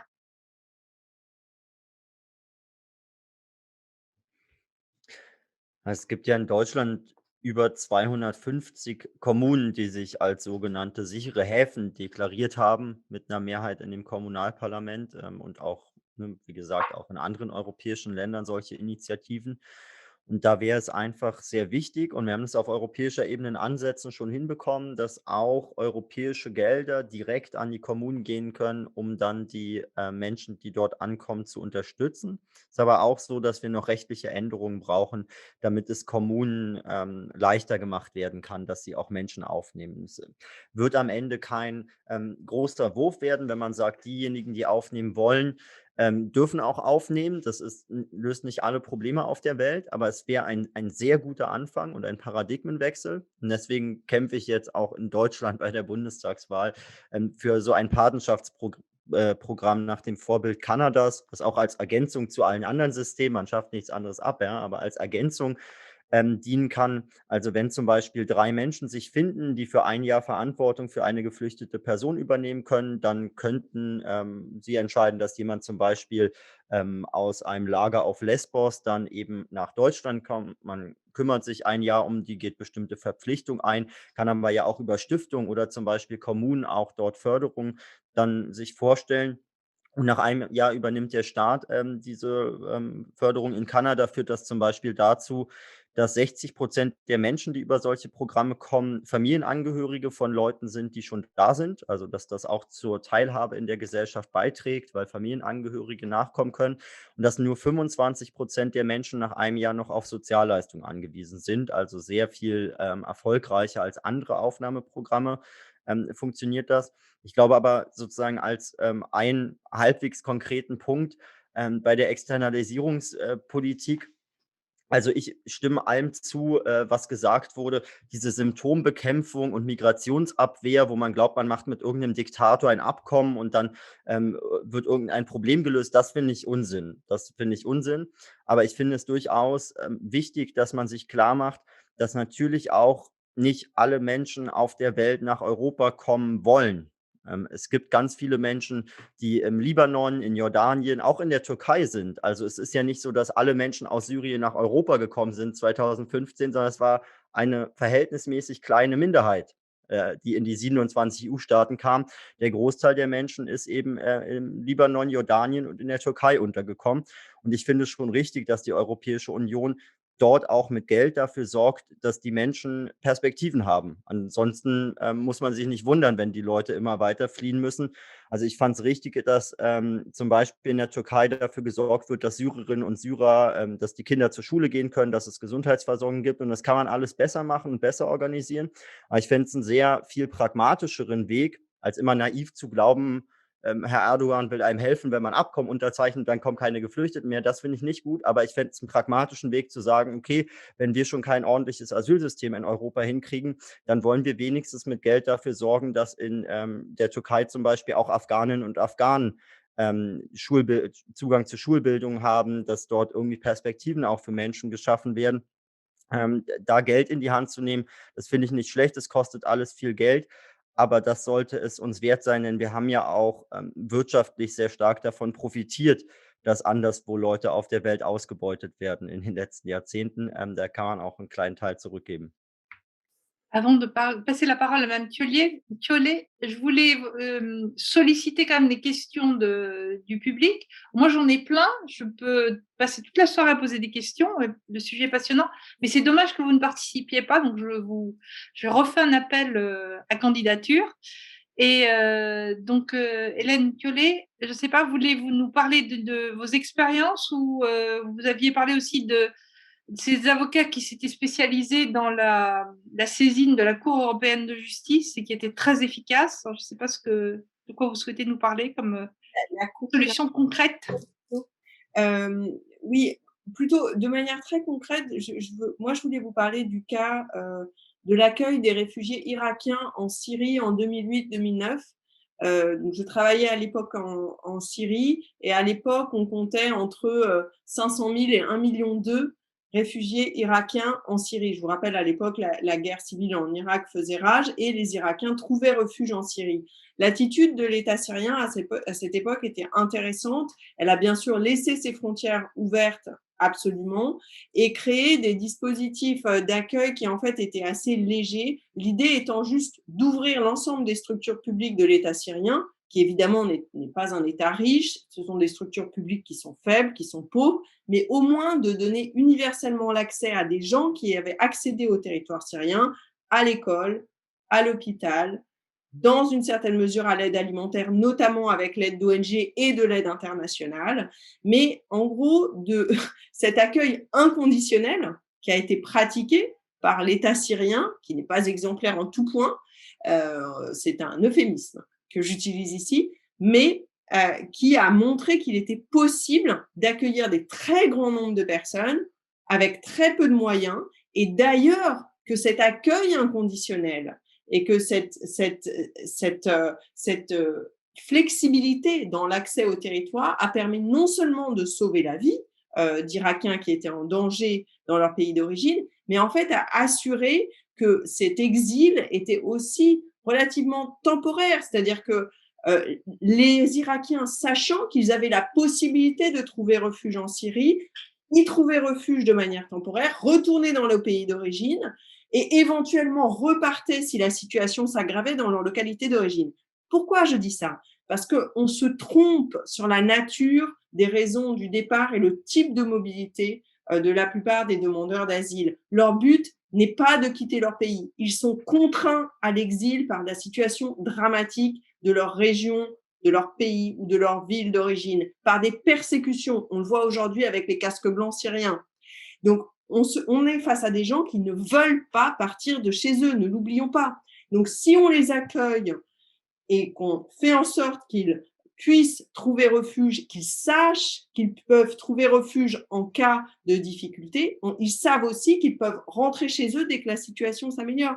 Il ne faut pas oublier non plus quelle est la nature de ces flux migratoires auxquels on est confronté, comme on dit dans l'Union européenne, depuis 6 ans. Ce sont majoritairement, en termes de nombre, le million de personnes qui sont arrivées en Europe, ce sont des demandeurs d'asile, des gens qui ne veulent pas quitter leur pays d'origine. Il ne faut quand même pas l'oublier. Donc, ce sont des gens qui veulent rentrer chez eux, tout simplement, voire ne jamais partir.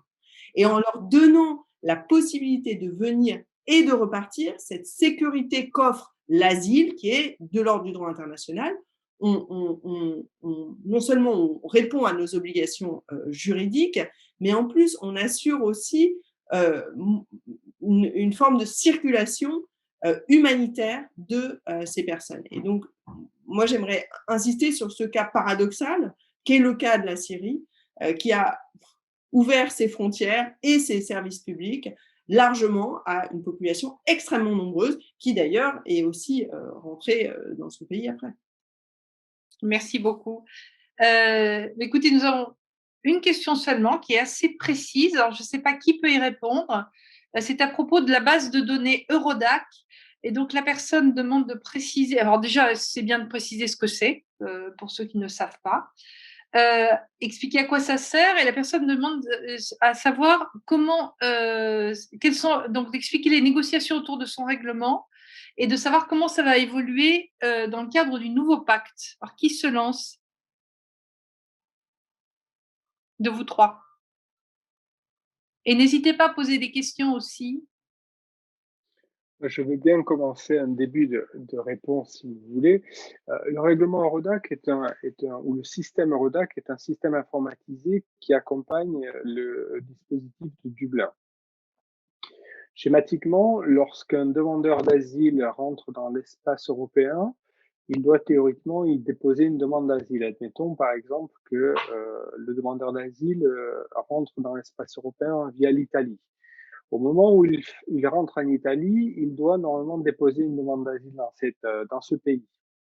ou s'il est intercepté en franchissant la frontière de manière irrégulière, dite irrégulière, y déposer une demande d'asile. Les autorités italiennes doivent, dès cet instant, soit introduire dans le système Eurodac que monsieur ou madame ont déposé une demande d'asile, soit introduire dans le système Eurodac que monsieur et madame sont rentrés irrégulièrement dans l'espace italien. Une fois que cette notification est faite dans le système Eurodac, si la personne passe de l'Italie en France et vient déposer, par exemple, une demande d'asile à Nantes, eh bien, la préfecture de Loire-Atlantique, lorsqu'elle va examiner la demande d'asile, va en première analyse faire une évaluation de Dublin en disant cette personne dépose une demande d'asile à Nantes, je vais d'abord vérifier si elle n'a pas déposé une demande d'asile ailleurs ou si elle n'est pas rentrée de façon irrégulière ailleurs.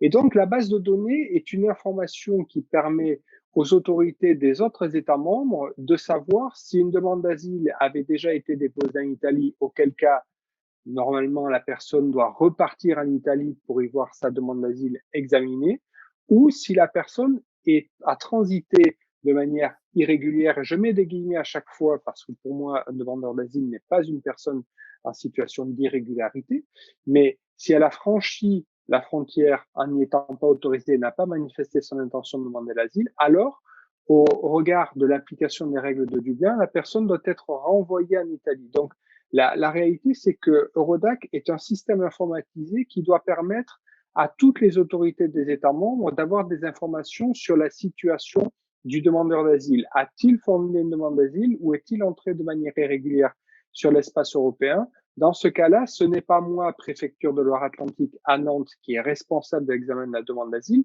mais c'est l'État dans lequel la personne a déposé la demande ou par lequel elle est rentrée en premier sur l'espace européen. Ça, c'est pour le principe. Aujourd'hui, et je vais le simplifier, mais je pense qu'Éric Marquardt pourra peut-être apporter des compléments. Aujourd'hui, il y a effectivement une proposition pour modifier le règlement Eurodac, pour étendre les cas de notification à l'intérieur d'Eurodac, mais aussi de rendre le système Eurodac interopérable avec tous les autres systèmes informatisés européens et de rendre le système Eurodac accessible à d'autres autorités nationales. Et en réalité, s'il advenait que le nouveau système Eurodac voit le jour, on aura donc un système informatisé énormissime à disposition des États européens pour savoir si une personne, dans le meilleur des cas, a déposé une demande d'asile ou si une personne, dans le plus mauvais des cas pour la personne, est rentrée irrégulièrement dans l'espace européen et auquel cas on pourra distribuer cette personne-là ailleurs que là où elle se trouve au moment du dépôt de sa première, deuxième ou troisième dose. Alors les questions arrivent, c'est très bien. Avez-vous une idée de la manière dont ces questions, dont j'imagine migratoires, sont ou ont été traitées dans les discussions post-Cotonou et dans l'aide au développement de l'Union européenne? Dans les dossiers de développement, c'est peut-être, on commence par Hélène Thiollet. Oui, rapidement, en fait, c'est une question assez pertinente puisqu'elle montre qu'il y a une historicité. Enfin, c'est l'usage de l'aide au développement pour traiter les questions migratoires, elle est assez ancienne. Ce qu'on voit pour aller très très vite, c'est que pendant longtemps, la migration n'a pas été formellement incluse dans les accords du début des années 90 de manière conditionnelle. C'est-à-dire que la migration faisait partie des dispositifs, mais de manière souvent considérée comme anecdotique ou parallèle, alors qu'à partir du début des années 2000, on a vraiment une mise en place d'un système de conditionnalité de l'aide européenne à des dispositifs d'arrêt de l'émigration en provenance des pays d'origine d'une part, mais aussi des pays traversés par les migrants. Donc la conditionnalité de l'aide au développement et de ces dispositifs dans des dispositifs larges d'aide au développement, qui ne sont pas centrés sur la migration, mais la migration devient un peu une condition à partir du début des années 2000, en 2002 à peu près, dans certains dispositifs, puis ça se généralise. Et là, je parle des paquets d'aide au développement qui ne sont pas centrés spécifiquement sur la migration, hein, qui sont des paquets un peu généraux et dans lesquels on va rajouter des conditionnalités migratoires. Très bien. Les 2 prochaines questions seraient peut-être plus pour Monsieur Marquardt, sachant qu'évidemment tous les 3 vous êtes compétents et intéressés. Comment agissent les instances juridiques nationales et européennes face aux États qui agissent en contradiction au droit en vigueur? La Cour de Karlsruhe n'a-t-elle jamais été saisie de cette question? Merci beaucoup, dit Monsieur Johannes Wetzel. Et une autre question, parce que le temps presse, de Monsieur Antoine Boyer, qui demande pourquoi en fait on parle si peu de migration circulatoire, donc qui fait que les gens bougeraient et iraient et reviendraient, repartiraient, reviendraient.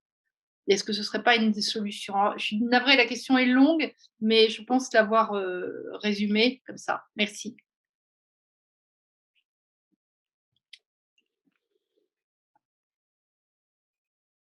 Voilà, en complément de ce que dit Monsieur Boyer, casser cette idée que les politiques, enfin les flux migratoires sont seulement à sens unique.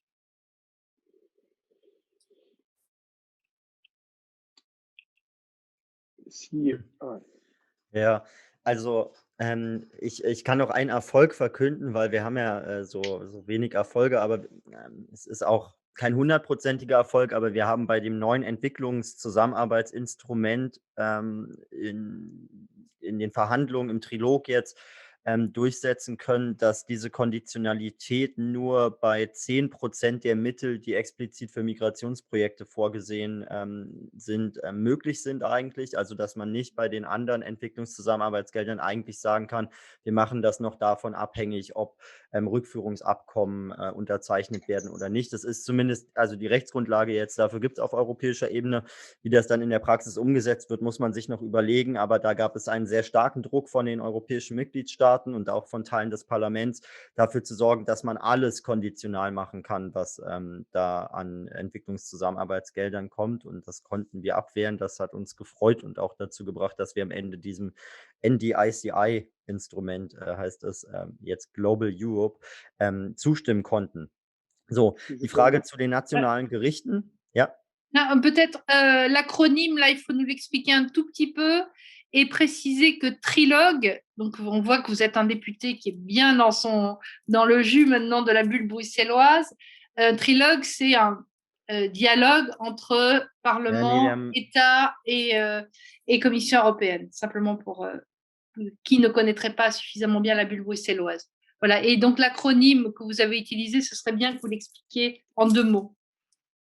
Okay, genau. Also Gesetzgebung funktioniert ja so, dass die Kommission einen Vorschlag macht und dann bilden sich Parlament und Mitgliedstaaten jeweils Meinungen und dann verhandelt man im sogenannten Trilog unter Vermittlung der Kommission, deswegen Trilog, darüber, was am Ende dann dabei rauskommt. Und das waren jetzt recht umfangreiche Verhandlungen. Da ging es um über 70 Milliarden Euro zum NDICI. Das steht für Neighborhood Development and International Cooperation Instrument, glaube ich. Und weil das auch niemand aussprechen kann, manche sagen NDICI, andere sagen NDICI und so, haben wir das jetzt Global Europe genannt. Ja. So, und die zweite Frage war zu den Fragen von Gerichten. Wer beschäftigt sich damit? Das ist eine komplexe Frage. Es gibt natürlich, haben wir auch schon angesprochen, Menschen, die dann klagen. Es ist aber im Völker- und internationalen Recht gar nicht so einfach, wenn zum Beispiel jemand auf dem Meer nicht gerettet wird und da hat jemand Verantwortung dafür, dann da einfach zu klagen. Das ist juristisch kompliziert. Grundsätzlich kann man aber sagen, haben wir momentan das Problem, dass die EU-Kommission ihre Aufgabe nicht wahrnimmt, denn sie müsste eigentlich als Hüterin der Verträge dafür sorgen, dass wenn man EU-Rechtsbrüche vermuten kann, zum Beispiel in Griechenland, dass dann eben ein Vertragsverletzungsverfahren durchgeführt wird und Gerichte, also in dem Fall dann der Europäische Gerichtshof, darüber entscheiden können, ob da EU-Recht gebrochen wurde oder nicht. Aber da es in der Kommission, nur ein Satz dazu, in der Kommission momentan die Meinung gibt, dass man in der Migrationspolitik alle Staaten ja irgendwie zusammenkriegen kann, gibt es die Strategie eigentlich, ihnen alles durchgehen zu lassen, weil wenn man jetzt noch ein Verfahren gegen einen Staat starten würde wie Griechenland, dann wären die vielleicht noch weiter weg von den anderen und dann versuchen sie die Verhandlungen zu retten, indem sie das Asylrecht aufgeben und merken nicht, was sie dort eigentlich gerade tun. Also diese Straflosigkeit, Yves Pascoe hatte das auch angesprochen, diese Straflosigkeit ist verheerend.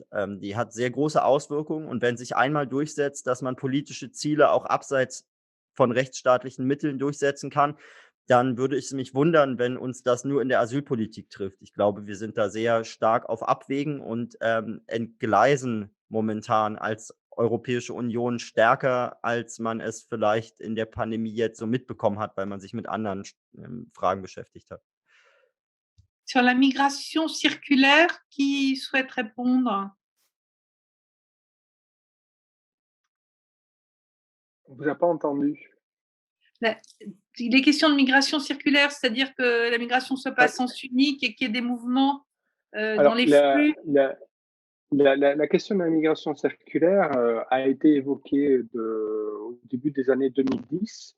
Ça faisait partie d'un ensemble de documents. Ça a, d'une certaine manière, disparu. Mais ça existe, en fait. C'est la migration saisonnière.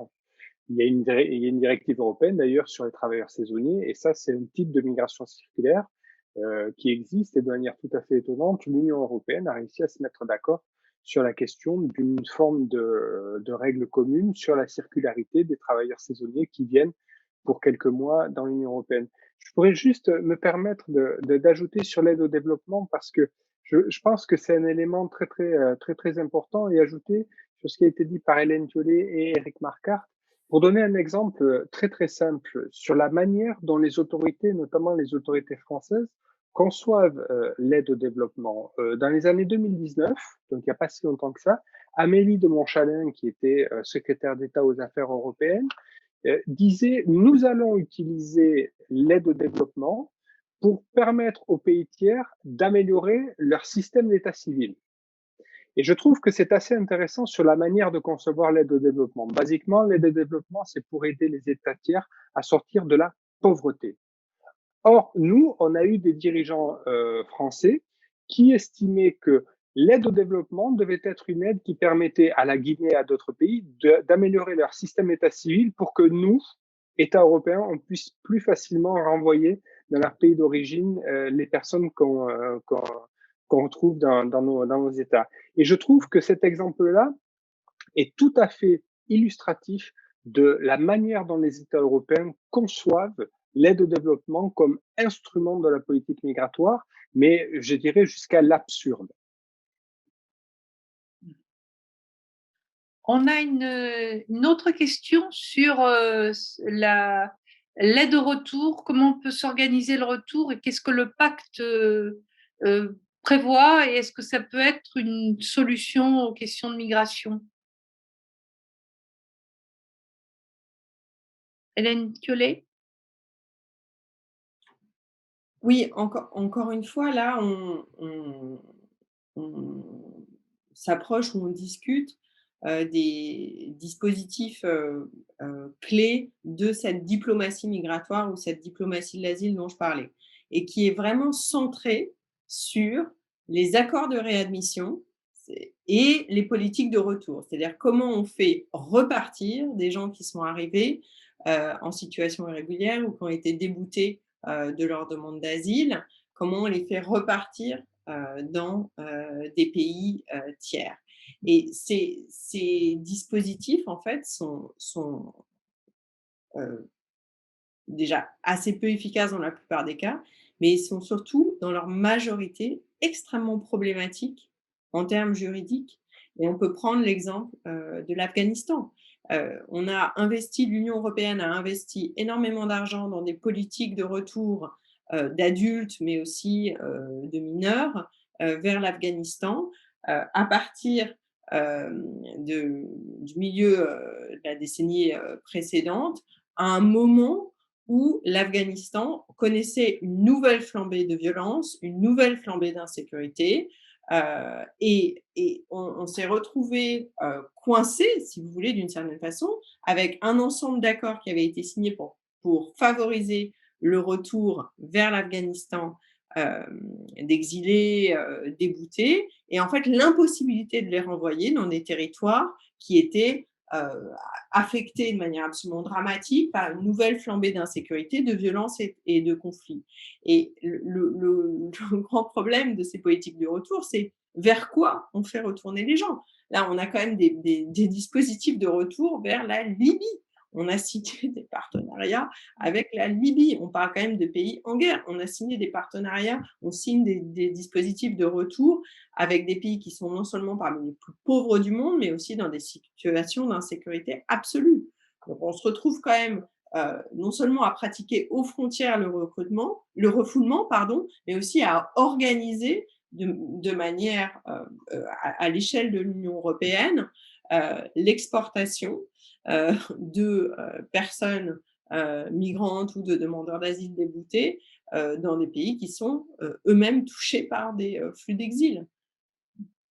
On a un spectateur, c'est plutôt une remarque qu'une question, qui nous dit que Édouard Philippe avait imaginé également l'aide au développement comme un moyen permettant d'obtenir, je cite, un haut degré de coopération. Bon, c'est un peu vague, mais merci pour la précision. Et Valérie Schnell qui nous dit « En droit français, on aurait la protection subsidiaire. Comment la France pourrait-elle comment la France pourrait-elle être traduite dans une hypothèse de refoulement qui violerait cette disposition ?»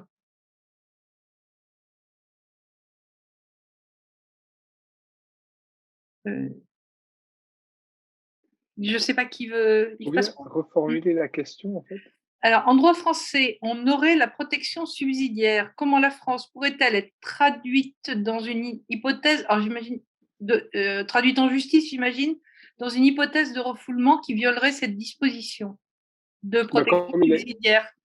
Comme il a été dit tout à l'heure par Eric Marquardt, il y a deux voies pour constater la violation de la France d'une règle européenne. Soit c'est un autre État membre qui introduit une action devant la Cour de justice et ça ne se fait jamais. Et on comprend même pourquoi, parce que sinon ce serait une guerre perpétuelle entre les États membres. Soit c'est la Commission européenne dans son rôle de gardienne des traités, c'est-à-dire qui doit s'assurer aussi de l'application correcte du droit de l'Union européenne, qui doit demander à la France des explications sur la manière dont elle applique bien ou pas la règle européenne. Et lorsque la Commission européenne considère que la réponse qui a été apportée par la France ne correspond pas à une application correcte du droit de l'Union européenne, alors elle saisit la Cour de justice, qui est l'institution qui va constater qu'un État membre, la France en l'espèce, manque à ses obligations européennes. Merci pour cette réponse précise. On arrive tout doucement à la fin. On a une autre question. Antoine Boyer, à nouveau. Y a-t-il une différence entre la manière dont on traite en Europe les immigrations qui viennent d'Afrique et du Maghreb et celles qui viennent d'Amérique du Sud? Et ensuite, j'aurais une question plus politique pour vous sur le contexte électoral particulier qu'on va vivre dans les mois et l'année à venir, avec les deux grands pays européens, la France et l'Allemagne, qui seront dans une situation particulière de campagne électorale, et donc avec tout ce que ça peut vouloir dire, de démagogie, de débats passionnés autour de l'immigration. Mais répondons en premier à la question sur la différence de traitement y a-t-il une différence de traitement entre l'immigration d'Afrique et du Maghreb et celle d'Amérique du Sud? Hélène Thiollet? Oui, en fait, le traitement de l'immigration dépend du régime de visa qui est en vigueur entre le pays d'arrivée et le pays d'origine. Donc, il y a des régimes d'exemption de visa en provenance de certains pays d'Amérique latine pour pour l'espace Schengen via l'entrée dans certains pays de l'Union européenne. Et l'obtention de ces visas pour, par exemple, les citoyens des pays du Maghreb est aussi un petit peu dépendante de ces fameux partenariats d'externalisation des politiques migratoires, puisque une des contreparties qui a été donnée, par exemple, au Maroc, mais aussi à d'autres pays, en échange d'un contrôle plus vigoureux de l'immigration, notamment subsaharienne vers l'Union européenne, ça a été, par exemple, l'octroi de visas d'étudiants ou l'augmentation du nombre de visas d'étudiants octroyés chaque année aux Marocains ou aux travailleurs. Donc, il y a des échanges dans cette diplomatie migratoire, il y a aussi des échanges de bons procédés, enfin plutôt de mauvais procédés, entre les pays. Mais ça dépend en fait des politiques, à la fois des politiques de visa entre les pays et aussi à l'échelle de l'Union européenne, bien sûr. Très bien. Et donc, est-ce qu'on peut aborder, pour finir, cette question donc, sur le contexte politique, sur peut-être les populistes qui vont se déchaîner, sur l'impact que ça peut avoir sur la politique migratoire européenne? Est-ce que ça peut avoir un effet délétère ou ce sera seulement conjoncturel? Alors là, je pose la question à tous les trois. Peut-être commencer par le politique, Monsieur Marc Barth.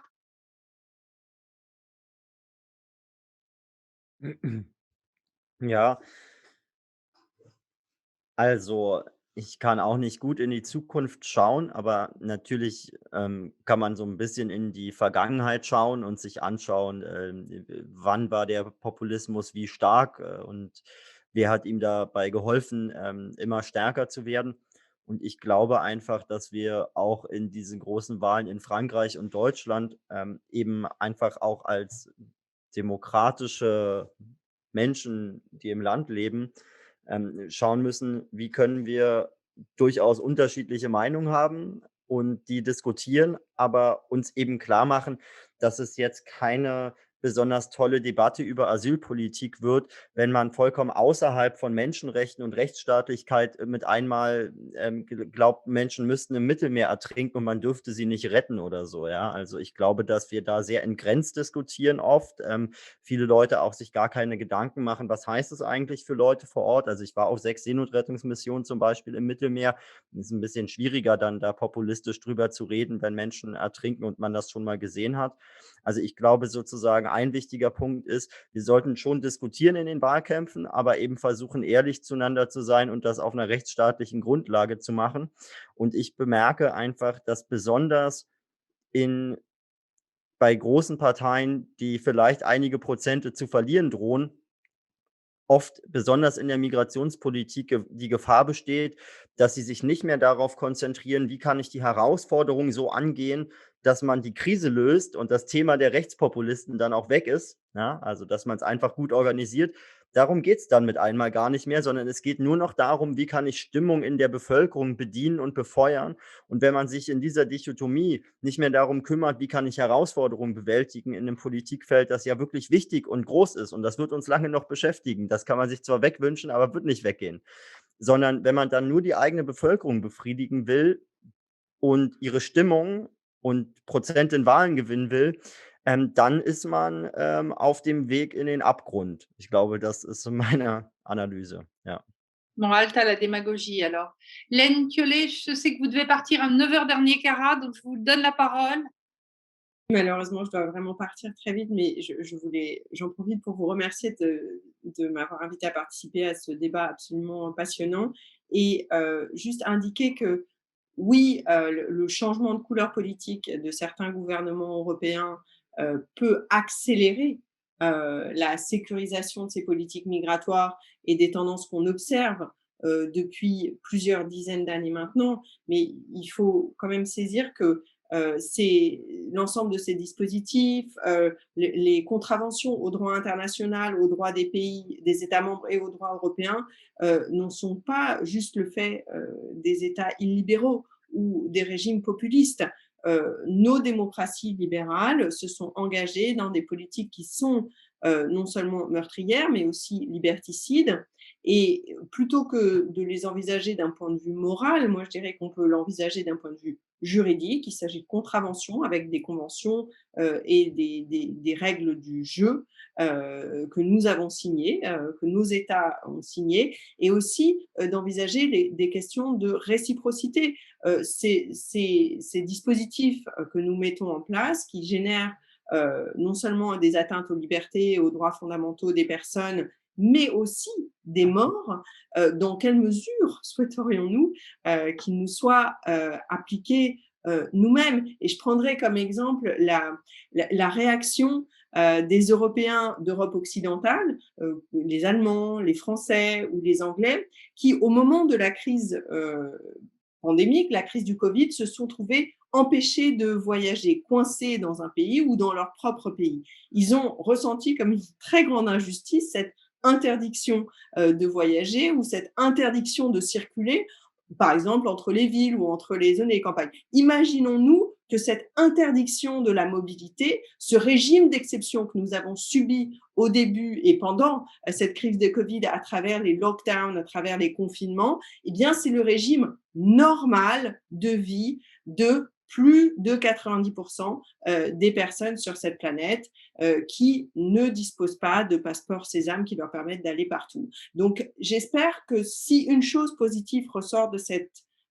crise Covid, ce sera notre capacité d'envisager quelle est exactement la situation des personnes qui sont interdites de mobilité à l'échelle de la planète et d'envisager aussi un changement de nos préférences politiques, puisque ce sont dans les sociétés démocratiques les citoyens qui votent et déterminent les politiques publiques. Je suis absolument désolée, je dois vraiment vous quitter. Merci pour cet appel à l'empathie et à ne plus être moins aveugle. Monsieur Pasco, vous nous quelques mots pour terminer. Vous serez le dernier à parler ce soir. D'accord. Donc je vais être court, je l'espère. Pour le futur, je crois qu'il y a deux approches à observer côté français. Le premier, évidemment, l'élection présidentielle qui va se tenir au mois de mai de l'année prochaine. Et les observateurs aguerris de la vie politique française soulignent que très probablement le thème qui va organiser la campagne des présidentielles françaises sera le thème de comment est-ce qu'on fait nation.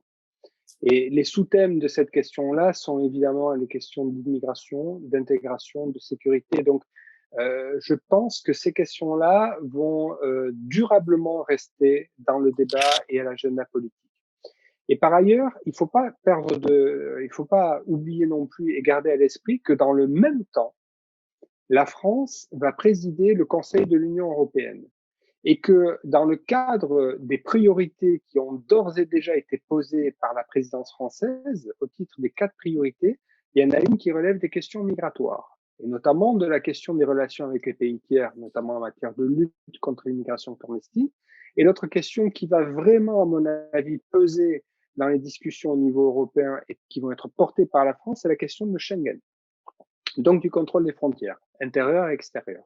Et donc je crois que là, dans les mois à venir, la question migratoire dans le débat public français et qui va être portée par la France au niveau de l'Union européenne au titre de la présidence, va beaucoup porter sur la question migratoire. Autant dire que nous allons encore très certainement beaucoup parler de cette chose-là dans les mois et possiblement les années à venir. Parfait, merci infiniment. Monsieur Marquardt, vous n'avez pas de regrets? Ich möchte mich nur bedanken für die gute Moderation und das nette Gespräch und hoffe, dass wir uns nochmal wiedersehen. Und natürlich auch vielen Dank an die Übersetzerinnen und Übersetzer für die wirklich sehr gute Übersetzung.